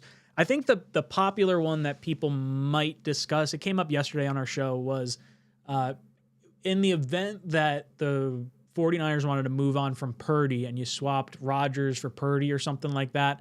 I think that's interesting. It scares the daylights out of me that like Shanahan is just a quarterback whisperer and you're going to trade and pay a crazy contract to Brock Purdy. I don't know. I don't know if there's a team out there that I see trading for Rodgers, and I think I don't know. I think we'd have to throw in more. Like we might be the team that would have to give up like the picks to go get the other quarterback. Matt, you see a team out there that might flip quarterbacks? I do. The only logical choice is I think you have to go Aaron Rodgers for Pat Mahomes straight up. After, I agree. You can't. There's no way you could bounce back after playing that bad in the Super Bowl. Right. Clearly overrated, and he should be punished and have to play for the New York Jets now. I agree. Agreed. Green bean. I like it. Any trades you see out there that might make some sort of sense with swapping quarterbacks? I mean, you mentioned the Purdy thing. I actually think San Francisco is a good spot for Aaron Rodgers. Like if there's something, were to happen or whatever, and like let's say he plays another year, because like that was where he expected to be drafted to. It's kind of where he's from, and it just makes a bunch of sense to me. But I don't think anyone is going to want to give up anything for him at this point. Like, would they sign him? Maybe. Now, if they're trying to dump somebody, like let's say Shanahan does, like in the scenario you presented, he doesn't see Purdy as the guy that's going to bring him to the promised land. He's looking to dump him. Maybe, maybe you can do that. But I don't know. I just don't see it where Rodgers is involved. I'd love it. I mean, if you can get anything for him, you would take it because he's not in your plans, right? But again, I think I wouldn't hold out hope for that, guys. I think it's going to be a June 1st cut. We'll split the cashola and, and give ourselves the best, way to move forward. But I don't know. I wouldn't hold my breath on a trade for Rodgers. Sam Darnold franchise tag, traded to the Vikings. Sam comes home. If Sam Darnold comes here, it's going to be a train wreck. It would not happen. It's going to be a train wreck. It will not happen. It will not happen. I'm speaking tongue in cheek right now. Swamp Ranger, do you want to throw yours up real quick? Thank you so much. Says, we should trade Garrett Wilson since he'll want out. 19-32 record and leads the league in fumbles lost for a wide receiver since 2022. We don't stat pad here. I don't want Rodgers. Just proving the 5-win argument. People are dumb. I don't know if I understood the last bit of that, but I don't want to trade Garrett Wilson. Do we think Garrett Wilson is going to ask for a trade? I feel like now that Rodgers is gone and Glenn is kind of taking control, it might depend on how they try to address quarterback, or it might just come down to the contract. Now that we're going to have a bunch of money, you can put money into the future and push stuff down the line. Then at that point, I guess. Bean, I'll throw it to you first. I guess any sort of feeling on what happens with Garrett? Dude, I wish I had 22 Garrett Wilsons for the offense. I don't know why we would want to push a guy like this out of here. He's unhappy because he's not a loser. You know what I mean? He doesn't like it. It's unacceptable to him. He never takes a playoff. He plays 100%, on every single play. I just don't know why you would want to get rid of guys like that. Like even like, let's say you trade him, you get a first and a whatever. Like your first round pick, guys, let's not forget, it is a recent deal that our first round picks hit. Like we didn't give our first round pick a second contract for like almost like it was like 8 or 9 years, something like that. It's like Muhammad Wilkerson to Quinnen, right? Like that was the difference. Yeah. So it's like, you can't forget that stuff. Like, Garrett Wilson and Sauce Gardner weren't even the first wide receiver and cornerback taken in that draft.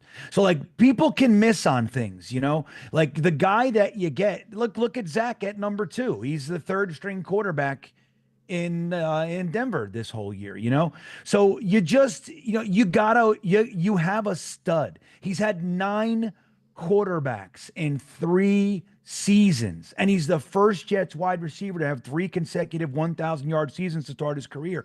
Like, dude, there's a lot there. You want to keep this guy. You want him to be happy. You just like you said, like Aaron Rodgers is gone. That whole thing, the allure in the beginning, I'd be honored that he would want to throw the ball to me. Yeah, that was all real. You get to know somebody. They had some success, but overall it was a big failure. He wasn't good enough for Zach Wilson. Quite frankly, how many times did we see Garrett Wilson? Did I say Zach Wilson there? Garrett Wilson running down the sideline wide open and Aaron Rodgers can't hit him. It happened numerous times this year.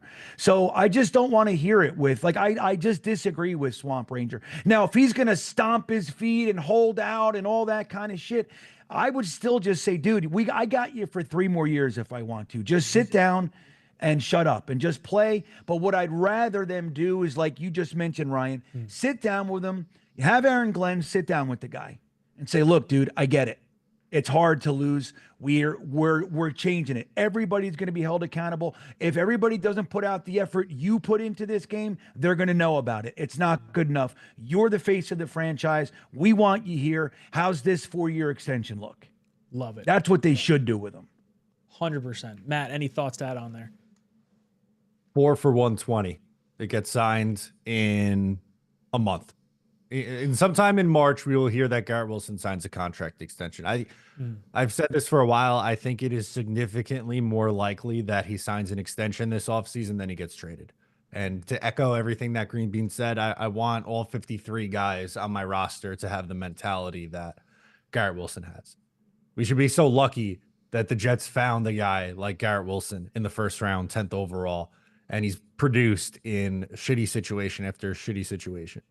So he should be rewarded. Yeah, for all the people that love draft picks, I mean, don't get me wrong. I love me the NFL draft. I love having draft picks.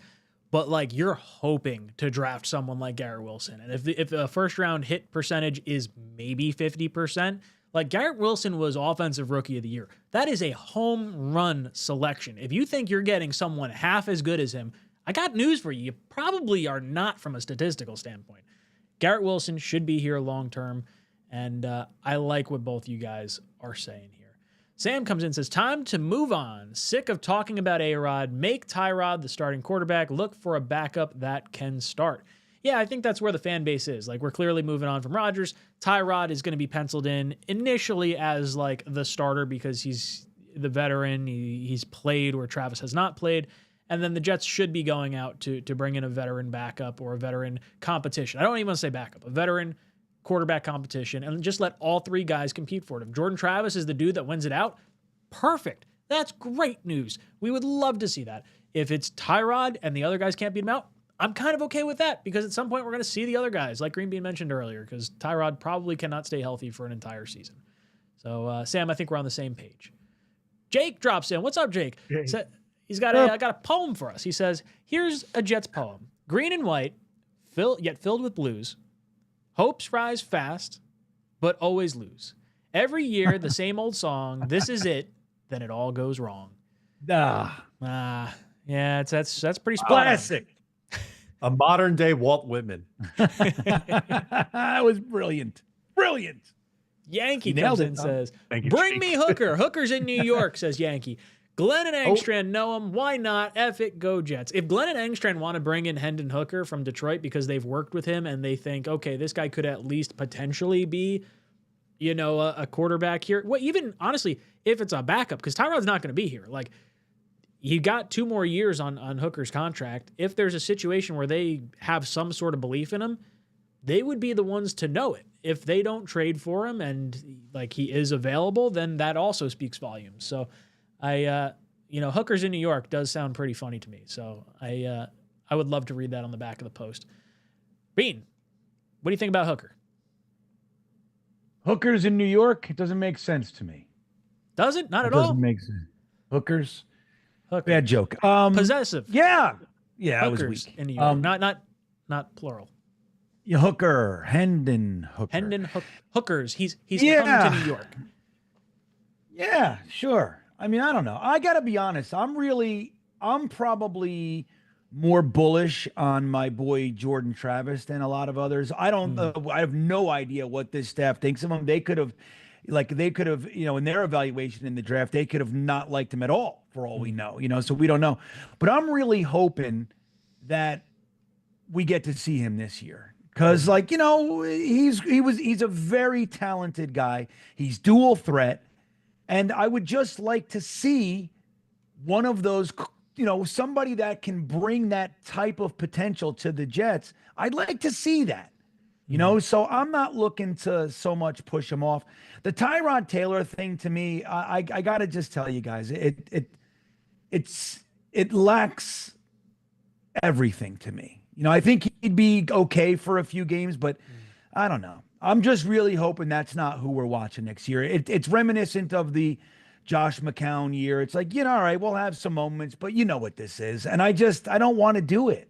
I'd like to, I'd rather have like high upside potential disaster than Tyrod Taylor. Although I would like a Derek Carr where you're just hoping for like just be a solid, efficient game manager and win a bunch of games that way. I could do that too. But I'm just hoping to see Travis rather than going out there and kind of finding these mids to plug in. You know what I mean? So I agree with you. The only difference I'll say is since it's a first year regime, having someone like Tyrod that can allow you to evaluate the roster, guys are going to be in the right spot, the ball's going to come out on time, I think is important. Like if you were to say have Justin Fields and only start Justin Fields and he's kind of like, I don't really know what he is, then are you actually grading the rest of the roster on how like 𝐒𝐿𝐿's calling plays? Like I think there is some value to that. Obviously Carr would fulfill that need. Matt, your thoughts on hookers in New York? Yeah, I don't really love Hendon Hooker, just because he was an older prospect. He had an injury as well. The Jets have their, injured college prospect already on the roster in Jordan Travis, and the Lions thought so highly of him that they brought in Teddy Bridgewater off the street and had him active as the backup for a playoff game. So that scares me off him slightly. I honestly wanted to talk more on Green Bean's comment on Tyrod. I'm gonna respectfully disagree there. I don't mind going with Tyrod this year because I think he gives you a higher floor than some of these other guys. And I'm not saying that the ceiling is particularly high, but the roster evaluation point that Ryan brought up was really the main reason behind it. And I think, he has gotten hurt the last, few times that he's played. There were really freak injuries though. Like he had a punctured lung from a doctor pregame, and then he had a broken rib in the game against the Jets. And who knows, maybe he can only play like 10 games or something like that. But I'm hoping that it turns into like a 2017 Bills situation where Tyrod starts, they win 9 games, sneak into the playoffs. That'd be fun, and then trade up for a quarterback. I think that's the dream scenario for me. I'm not saying it's a very likely one, but I genuinely don't mind Tyrod. I think he's perfectly serviceable. I'm feeling lucky. Good point. I won $500 on some Super Bowl squares. Pure dumb luck. Touchdown, 2-point conversion at the end of the game. I'm putting all my money on Tyrod and Travis. Ryan comes in. What's up, Ryan? Says, sign Fields, trade back, take 𝐒𝐵𝐞𝐞, mid-round pick on Howard to develop next year conditional for 𝐒𝐿𝐵𝐝, and let's have the OSU offense use free agency to build Glenn's defense. Man, that would be crazy fun. It really would. Howard as a developmental quarterback, there's a lot of quarterbacks in this draft that I think could be had in that 3rd, 4th round. Remember, our 3rd round pick is the end of the 3rd round. It's the Lions' 3rd round pick. So a quarterback somewhere in that ballpark is okay with me. I'm good with that. Howard, McCord, the kid from Oregon, Gabriel. There's a few names out there that I'd be all right taking a swing on at that point. Trading for 𝐒𝐿𝐵𝐝, I feel like is going to cost you a lot. The dude's a stud. I like 𝐒𝐵𝐞𝐞 too. So if you want to trade back and get him, I'm team wide receiver in the 1st round pretty heavily. I like Tet just because he's supposed to be the top receiver that feels like a different profile of receiver than us. But like I'm happy to take anyone that could be a stud. So I don't hate this. I feel like 𝐒𝐿𝐵𝐝 might be a reach. Matt, your thoughts? I like the point you brought up with Tet McMillan. That's the wide receiver that I think I would target. I think there's a pretty decent chance he's there for the Jets at 7. There's a lot of options for the Jets this year in the draft, and I feel like there's a lot of variance with the picks in front of him. And we went through it last week, and I know in the mock we did last week, McMillan didn't end up falling to the Jets, but I think he complements Garrett Wilson well. They're going to need a bigger outside receiver. So I think that would be the route that I would want to go on the developmental, not on the developmental side, but on the wide receiver side. And then to comment on the developmental side with Howard, yeah, there's going to be people who like the mid-round quarterbacks in this class. I'm not particularly there on many of these guys, but if this Jets regime is and they want to take one and see what he is, then fine. I have no gripes with it. Yeah, it's almost like I would anything we invest in a quarterback this year, I would like to be able to feel like I could move off them in 2026 because I want to move up for a quarterback. And I feel like taking that mid-round swing on a quarterback to hopefully have your guy at least gives you a future backup quarterback. Because like I mentioned, Tyrod's only under contract for this year anyway. And you're going to need a backup regardless. They don't know what Jordan Travis is, and you're not really going to be able to see him much before the draft anyway. Bean, what are your thoughts on, either 𝐒𝐵𝐞𝐞 or Howard and the OSU offense that could be brought in here? Yeah. Well, you look what the Eagles did with Georgia, right? It was like a couple years there. They just went out and got the Georgia defense, and I think it worked well. I was looking at Howard recently, a little bit, just like highlighty kind of shit. He looks I don't know. The mid-round guys, just so you guys know, very rarely do mid-round quarterbacks do anything for you. It's rare, right? So I don't put too much in that basket. Like, all right, you want to take McCord, you want to take Howard, that's fine. 𝐒𝐵𝐞𝐞, I like. That would be nice. I would love to trade back if Tet McMillan is not there. I would love to trade back. I struggle to find realistic scenarios where somebody's going to want to trade up for any of these guys. Now, I'm really hoping that the quarterback stuff, as we get into the combine and closer to the draft, I'm hoping there's a frenzy, right? I'm hoping there's a lot of quarterback risers, Jackson Dart, Jalen Milroe. I'm hoping that these guys start to make some noise and make some waves and create some excitement, because I would love to get just a couple guys pushed down just a little bit so I can Raiders get hyped up. Yeah. Like, sure. I want Tet McMillan. Like, that's the guy I want in this draft. If he's gone and you can't trade back, I'm of the school of thought that you're going to have to get off the kind of premium pick thing with whether it's a quarterback, wide receiver, left tackle, those guys. And I think you got to just take the best player at one of your needs. We have a lot of needs. We're going to have no tight ends. As of right now, it looks like we're, all we really have locked in is Ruckert, right? We have no safeties to speak of. You got holes on the defensive line. Sherwood's going to likely be gone. I hope he's not, but I just have a sneaking suspicion with our two defensive, his previous coaches are out there. They're going to make a push for him, I think, and I think he's gone. So we need linebackers. So whether you take like a Jihad Campbell or a Malachi Starks at safety, or if you're going to go tight end, like, you're going to have to do that this year. And so I would love to trade back and still be able to probably get some of those guys. But if you go with 𝐒𝐵𝐞𝐞 or something like, I'd love to do it, Ryan, but I struggle to see who they trading up for, who's so valuable to a team that they're going to give away anything worth. Like, I don't want to trade back and lose a Malachi Starks or a Jihad Campbell and then, and get like a fifth. You know what I mean? Yeah. Like, that's not worth it for me. Now there's some talk about maybe the Bears wanting to jump up for Genty, somebody like, okay, maybe you can do something like that. That's like the value there. I think we were looking at it recently. It's like we get a third. Their third is like in the 70s, and then you might have to throw in your fifth or something like that. I'd be interested in something like that. But again, I just think this year it's unlikely to do that. It's unlikely to be able to trade back and make it worth it when you can still get a really good player at a position of need. I think that's probably what we're going to see us do. I'm hoping Tet McMillan is there because that's the guy for me. Tankathon's got Tet as the Jets pick at 7. That's who I'm hoping. Nice. Will Johnson at 6 is kind of like what I'm hoping happens with the Raiders. And I think you're right, Green Bean. The only player that I think someone's going to try and trade up for is probably Genty. Maybe it's Dallas trying to come up to 7 or the Bears trying to come up to 7. And at that point, I'd be open to trading down, especially if McMillan's off the board. But, man, best player available sounds just A-OK for me. Let's see, where were we? We got Bearded VT says, with the top offensive tackles in the draft, would you consider drafting one for left tackle and moving Olu to right tackle, or would Olu lock at left tackle now? Olu's going to be left tackle for the future.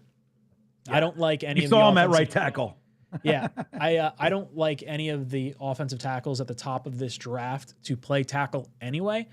Now, if you want to bring in someone like You know, I would put it this way: for a mid-round pick I'd like to take a swing on is someone that has some positional flexibility. Ozzie Trapilo out of Boston College is someone that I really do like for that flexibility. Or you go out and you get someone, you know, that has positional flexibility in free agency, like, oh God, who's the tackle from the Browns that fell out of favor? Jedrick Wills. Oh, your favorite. I like that swing. I don't think he's going to cost a lot. Got a little bit on both sides. Still young enough to be the right tackle of the future if you wanted it to be. I still would like to retain Morgan Moses, if I'm being honest. I think that would be a worthwhile swing. But yeah, no, I'm not drafting a tackle to move Olu over in this draft. Green Bean, your thoughts? Yeah, Moses could even start for me, man. You know what I mean? Oh, like, yeah, 100%. Start him. Because, like, look, let's not forget, we have an opportunity, guys, to see. Listen to this. Just imagine this. For the first time in like 6 or 7 years, we have an opportunity to see the same 5 offensive linemen for 2 years. I mean, it's the second half of the year with Fashanu, but we have an opportunity to see this, like, an offensive line that's played together before. Is that not amazing to you? Like, so bring Morgan Moses back. We never see this. Just like in the same respect as we don't see 3,900 yards, we don't see offensive lines. Every year, it's a whole different cast of characters. And you see Becton in the Super Bowl, he gets hurt. He goes into the tent. He gets worked on. He runs back into the game. Like, you know what I mean? It's like, I will just want my offensive linemen, man. And you got to keep these guys together, and you got to let them gel.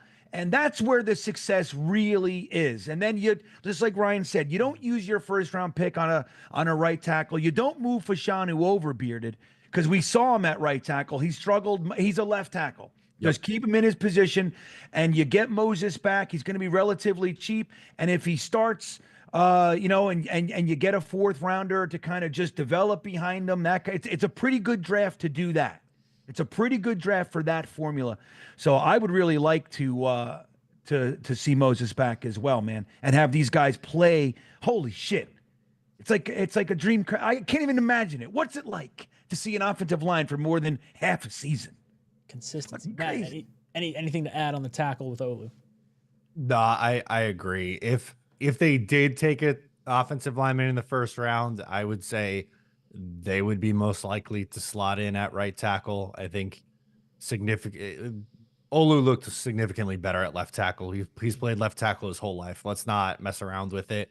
But like you guys were saying, I'm all in on bringing Morgan Moses back and at some point taking a tackle, but that could be a day 2 thing. Maybe, 3rd round, you take a tackle and it's like, all right, sit behind Morgan Moses, sit next to him in every meeting, like figure out what it is you got to do, and then you could be the starter in 2026. Want to throw up Ablab's comment. He says, I wouldn't worry about Garrett Wilson. Moji and Glenn want to keep their own. Doubt that means Gibson, sidebar. I'm with Green Bean on Travis. Let's hope. Yeah, hey, look, I think all Jet fans are pulling for Jordan Travis. My only thing is I just don't think I'm putting my eggs in that Hackenberg-esque basket. Not to say that he's like the quality of quarterback as Hackenberg, but like very similar mindset in terms of like, oh, we have a guy that we didn't see play. Let's pass on the quarterbacks, sort of a thing. I still very much think quarterback should be in the forefront if we can get it. Ablab also follows that up with, I would take Howard in the 3rd and add him to the room. If he or Travis pans out next year, trade up for Jeremiah Smith. Woof. So I don't mind the mid-round swing at quarterback. And I think the 3rd round is probably where I start to consider it. 4th round would probably make me feel a little bit better. I would like to get 3 impact starters for our 3 first picks. Like you could find a starting linebacker, you could find a starting safety, you could find a starting defensive tackle in that 3rd round. Obviously if you like a guy, I'm not going to be upset if they pull the trigger, but I wouldn't hate it. I like Howard too. Bean, any thoughts? Yeah, I mean, look, like I said, I'm not necessarily anti. I don't like it in the 3rd because I agree with what Ryan just said, Ablab. Like we have so many holes that I'm really looking for those first 3 picks to have some legit potential to have impact this year, and hopefully maybe even starters. Like to come on in and just get right on the field, like a la Cooper DeJean, You know what I mean? Like that kind of a thing. I'd like to see some of that. So, Howard likely isn't going to, you don't want him to play, quite frankly. I mean, that's kind of the Jets formula, is to go out and get a young kid and just say, hey, you've had training camp. You're ready, kid. Go save the franchise. And it's like, I just don't want to see that anymore. So you're using a 3rd-round pick on somebody that you know is not going to play in a year when it's like we just have a lot of holes to fill. And it's actually a pretty consistent draft from like the mid-first to like the end of the 3rd. Again, I'm still in the earlier stages of digging into these guys, but it's like there's a lot of depth, and like you can find those guys that maybe aren't going to be superstars, but could come right in and have impact, linebacker, safety, like you mentioned, tight ends. Really good draft for that. In the 3rd, you could start looking at offensive linemen like the tackles, and I think that's real good value, for the guys there. So I don't know if they did it, would I be upset? I like what you said about having, the 2 young guys, Travis and Howard in there. I think that's what you said. Did you even say that? Maybe I made that shit up. I Travis. Did. Yep. No, yeah, there it is. Okay. Right. So then you kind of got, 2 lottery chips, two lottery tickets. I'm not anti that, but again, I think I lean more towards what Ryan was saying. I want my first 3 picks to come in and have a chance to help the team this year. Matt, I want to throw this one over to you. Swamp Ranger says, I don't want to trade Garrett Wilson, just proving a point about a 5-win argument with Aaron Rodgers. I don't want Rodgers back, but if win-loss matters, then everyone can go, right? I don't agree. I feel like the quarterback has the most impact of anyone, and he had us at 5 wins. Now, clearly there's extenuating circumstances. Zerline's missing kicks. The coaching was bad. Like, I'm not saying it's all on Rodgers, but like, no. And honestly, we probably lost a game or 2 because of Garrett Wilson. He did fumble the ball a pretty frequent amount this past year. So I'd have to go back and really take a look at it, but I'm sure that happened. Matt, any thoughts on Garrett Wilson and like, a similar argument to the point we're making with with Rodgers and the win-loss? Well, correct me if I'm wrong, but Garrett Wilson doesn't have a $60 million dead cap hit in 2026 if he's on the team this year, right? There's That's that. true. That's fact. And he's also 18 years younger than Aaron Rodgers too. I think I get the point that Swamp Ranger's trying to make, but it's an apples and oranges comparison. So I don't get it. Cuddy comes in and says, could Rodgers and 7 entice a team to trade their quarterback? I mean, I think 7's more enticing than Aaron Rodgers. Real quick, I want a sidebar real fast because I brought up the Kyler Murray thing because it was on Zach Rosenblatt's thing. What are your thoughts? Like, let's say the Cardinals came to us and said, give us 7, you get Kyler. Kyler's going to be 28 years old. His cap hits aren't really that bad. Let me just pull him up real quick just so you guys have a little bit of context from like a dollar's perspective. 2025, he's got a base salary of 18. He does have a $7.2 million option.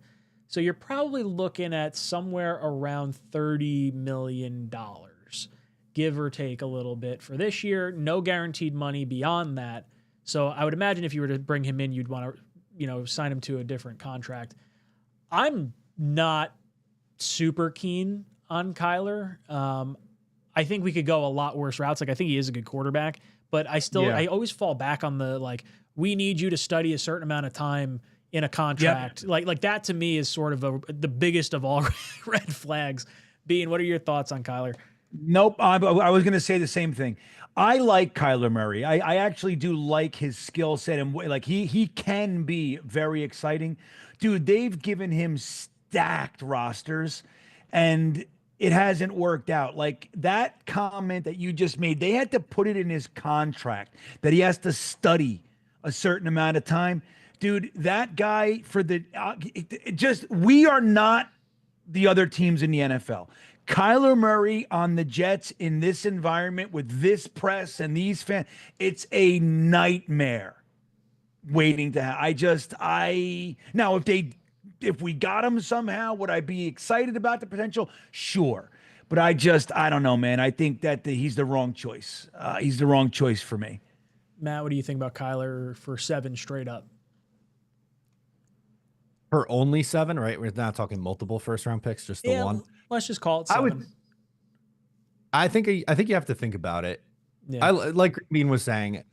I like Kyler. I think he's okay. I don't think he's an amazing, like, surefire top 10 guy. I don't think he stinks. He's probably somewhere around the middle of the pack.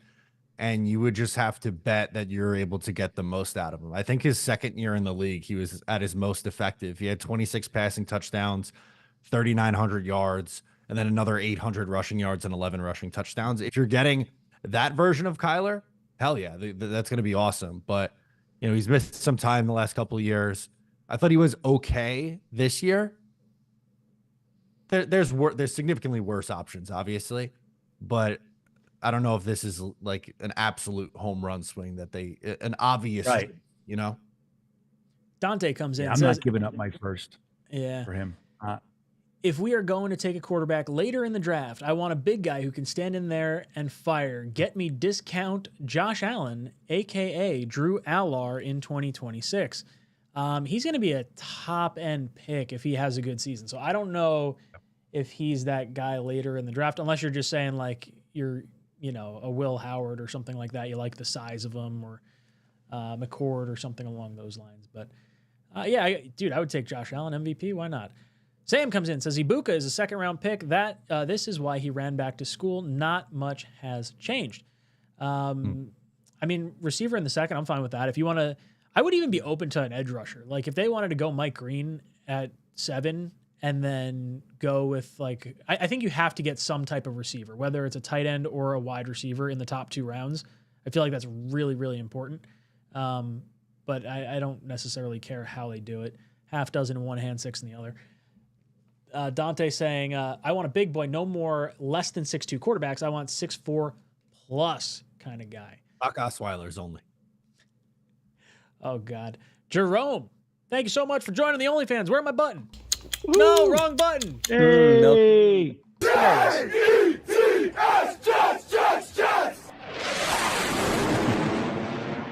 Thank you so much, Jerome. Dante says, if Jordan Travis was in this draft, would he be best quarterback? I say we evaluate Jordan Travis. I don't think so, especially post-injury. Like, if you're saying pre-injury, you know, maybe he's considered a first-round pick in this class.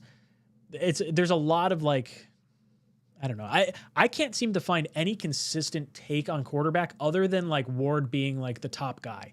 Outside of that, like, I've seen Dart as number 2. I've seen Sanders as 2, probably the most. But Milroe could definitely be a first-round pick. And then after that, it seems like there's more of, like, a secondary cluster. I don't know. I don't think Jordan Travis is a first-round pick. Matt, any thoughts on this? No, I don't remember what number quarterback he was taken as, right? Like, there's 5 quarterbacks that went in the first round last year? Yeah. So he's at least 6. I would say he's definitely higher than the 6th quarterback taken, but I think you could argue anywhere between 3 and 5, probably. I think that's probably fair. Blitzcrew says, can you guys give me an example of a tools quarterback that did not produce in college that excelled in the pros? Josh Allen. Josh Allen, yeah, that's a good one because he was such a raw talent that, like, you were hoping he would develop. That's actually a really good answer. I don't know if I can think of it. That's the only one that I could think of. Yeah, off the top of my head, that's probably it. Lamar, maybe? I mean, he had success in college, but that's what I was going to say. Lamar was the other one just because he went later in the first round, but he was exactly the same type of quarterback at Louisville. Like, yeah, I just didn't think it was going to translate. Yeah. Yeah. I mean, because did he win a Heisman? I think he won a Heisman, right? I don't know. I feel like he did. I think he did. I could be wrong. Hennessy says, what free agents you guys got your eye on? You know, I don't really want to spend a crazy ton, but if you wanted to round out the defense with some of the money that we have and, you know, solidify the offensive line with, like, Morgan Moses, I had mentioned Jedrick Wills. Jedrick Wills, I'm not going to be beat up if we don't get him, but I don't think there's a free agent out there that I'm, like, really identifying. Safety, to me, feels like the swing that you might want to take just because it's not going to cost you a crazy ton and you can get a pretty good one to maybe make an impact in Wilkes' defense. Matt, you got any guys in mind? I was gonna say safety, and the two names that I would look at is Cameron Bynum from Minnesota or Justin Reed from the Chiefs. Both are right around 27 years old.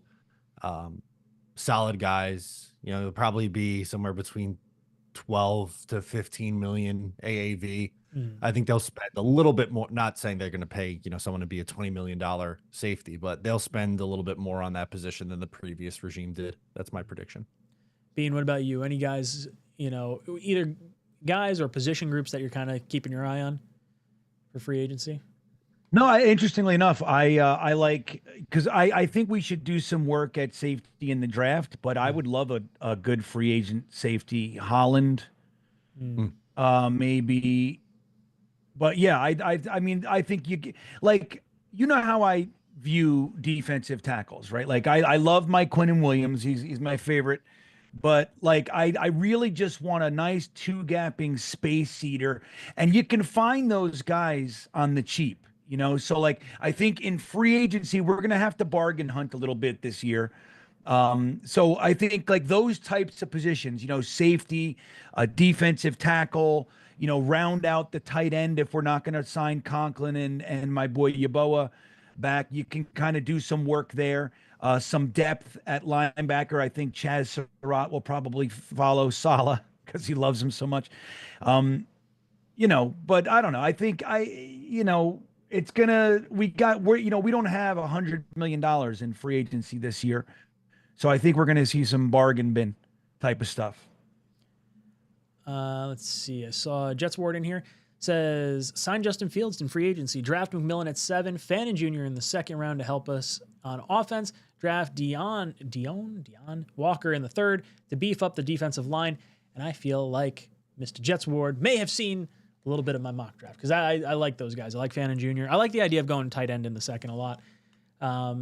3rd round at the latest. Those are the positions. Wide receiver, tight end, D tackle are probably the 3 positions I'd really like to hit. If you want to convince me on a linebacker, I could get on board with that. A safety, I could get on board with that at some point. So I'm on board. I did see quick. Go on. No, I was just going to say, I think you could do better at tight end a little bit later. I'd rather see safety addressed earlier.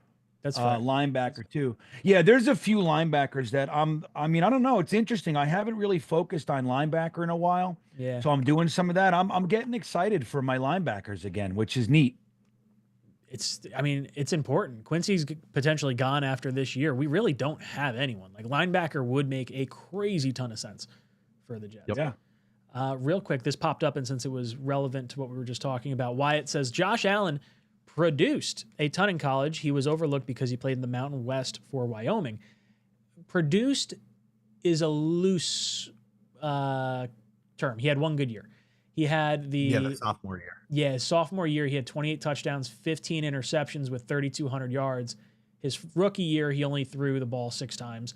And then his junior year, he had 1,800 yards, 16 touchdowns, and 6 interceptions. So a ton of success. Produced a ton. I don't really agree with it. Yeah, one good year and a ton of raw talent. The completion percentage was like in the mid 50s too. Yeah, so 56. That was kind of like, he's an inaccurate guy, but the raw tools was there. That's what I thought of him anyway in that draft cycle. I know Kuiper had him as his number 1 quarterback, so it wasn't like people didn't like him, but I think Matt's spot on in terms of like didn't get to produce the way you would hope in there. We've got, where did we go? Dylan Grace says, I can't take it anymore. I'm tired of going back to 2,000 yards, 9 touchdowns in a season for a quarterback. This organization is so incompetent. Yes, we are, and I'm not going to argue that, but hopefully we get more than that this year. Blitz Crew says, we may be in line for some comp picks. I got my fingers crossed, right? Like if you retain your own free agents, does that work against you in the comp pick formula? Is that a weird thing to say? Or I guess before they become free agents? It doesn't work against you. It's a non-factor. Okay. So if you sign your own free agents, it's just a non-entity in the comp pick formula. But like you look at like a team like the Ravens, I was looking at them the other night. They lost 7 or 8 free agents, qualifying free agents, and they signed 1. You know what I mean? Like they lost linebackers. I mean, they lost all kinds of big names, and they signed Derrick Henry. So they have like 11 picks in this draft because they got the max comp picks. But like, so this is one of those years. The only thing is, it's got to happen in that window, guys. You know what I mean? Like a lot of the times the Jets lose a lot of free agents, but they're not like priority for other teams. So teams just hang out and wait on them, like Becton.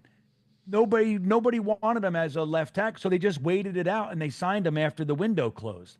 So teams are focused on that, and it's smart to do it. Like when you look at free agents, you know, if it's not like somebody you must have, just wait it out and don't let it impact your comp pick formula. Joe Douglas was not very good at that. It was one of my rubs every year. Like he would priority sign guys that were middling. You know, that were if not really any better than the other guy who was signed later. And I don't know, it kind of rubbed me a little bit. It was one of the things I didn't love about him. So I'm hoping this new regime pays more attention because we're going to lose a bunch of players this year. I would love to be in line for some comp picks. Ablad says, scroll up for super chats. We did have. You miss some? I don't think I did. I think I got them all. Did I miss any? Ablad, this was your last one. We definitely hit this one. We talked about the he or Travis. We talked about Jordan. You did 2 ab labs in a row, so you did his. I think I got them all in the Maybe chat. he's let me know covering if I for other missed. people. Well, that's what I'm thinking. I'm going through some of the other ones, seeing if I missed anything. I think I got them all though. You did all right. If I missed it, I apologize. Let me know in the chat if you think I missed yours. We need 6 more likes for me to add 1 more qualifier. Let's go. Squeeze those milk thumbs, baby. Let me go. Milk thumbs. Yeah, baby. 5 more. Come on. You got 5 fingers. Milk that like. Let's go. Give it Hit one that good like button, squeeze. everybody. One good squeeze. We got over 400 people. There we go. 8 people squeezed. Yeah. There it Like is. Okay, I'll add 1. There we go. There we go. Yeah, Ablab said he was covering for the gang. He's a good guy. Oh, good man. We like that Ablab cat. He's a good dude. I don't know. We won. Oh, You Talking Jets. We won. There you go. Oh, hey now. We can wear our own shirt. Matt, did we determine if we needed to take off DHgate or not? I don't know. If DHgate doesn't work, we'll give you a shirt instead. But for now, we'll keep it on there. This might get in. Yeah, may not show up.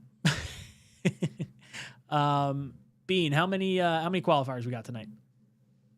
51. 51. I like it. All right. We're going to go on the 3rd generate. So 1, 2, 3. 35. Who's 35? 35 is Mutt Vials. Ooh, Mud Vials. What's good, dude? I like it. Here we go. Spin it. Mutt Vials in the house. Good guy, that multivitamins character. He That's gets right. a hat. What Nice. up, multivitamins? You get a hat. May I suggest the beanie? They're great. I got one. I love it. We should call them the green beanies.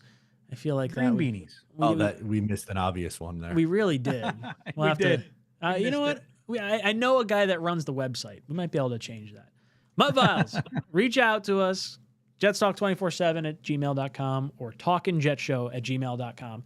Let us know if you want the beanie, if you want the cap, if so, which color. You can check them out over at talkinjets.com. Boys and girls, it's been a lot of fun hanging out with you tonight. Let's go around our panel and give our closing thoughts. Mr. Greenbean, any closing words? Yeah, this was fun tonight. I needed it, actually. It's nice to get and hang with everybody, get back and hang with everybody.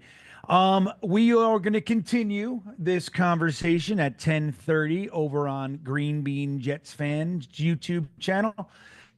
So I'll look to see you guys there. We have fun in there, the After Hours Jets Fest, in just a few minutes. Matt, any last words? It's going to be okay.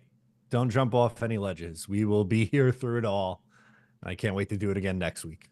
We love having you all here in the chat every Tuesday night, 8 o'clock to 10 o'clock. We're going to be here all off season, breaking down free agency, the draft, having just discussion in general.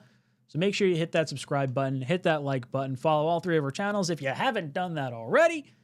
But boys and girls, we'll see you here next week, 8 o'clock to 10 o'clock. This is Talkin' Jets signing off. JETS.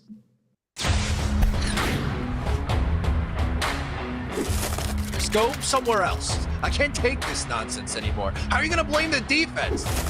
I got the pouch. Screw green bean. Damn it. But once you get to the sausage, I feel like we're doing something. Go Jets.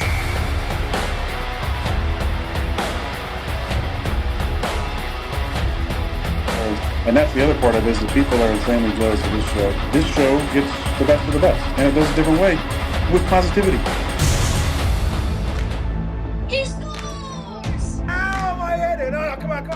What would you give up to see a Jets Super Bowl? All of my friends and family. Hit those milk thumbs, boys and girls. Freeze run.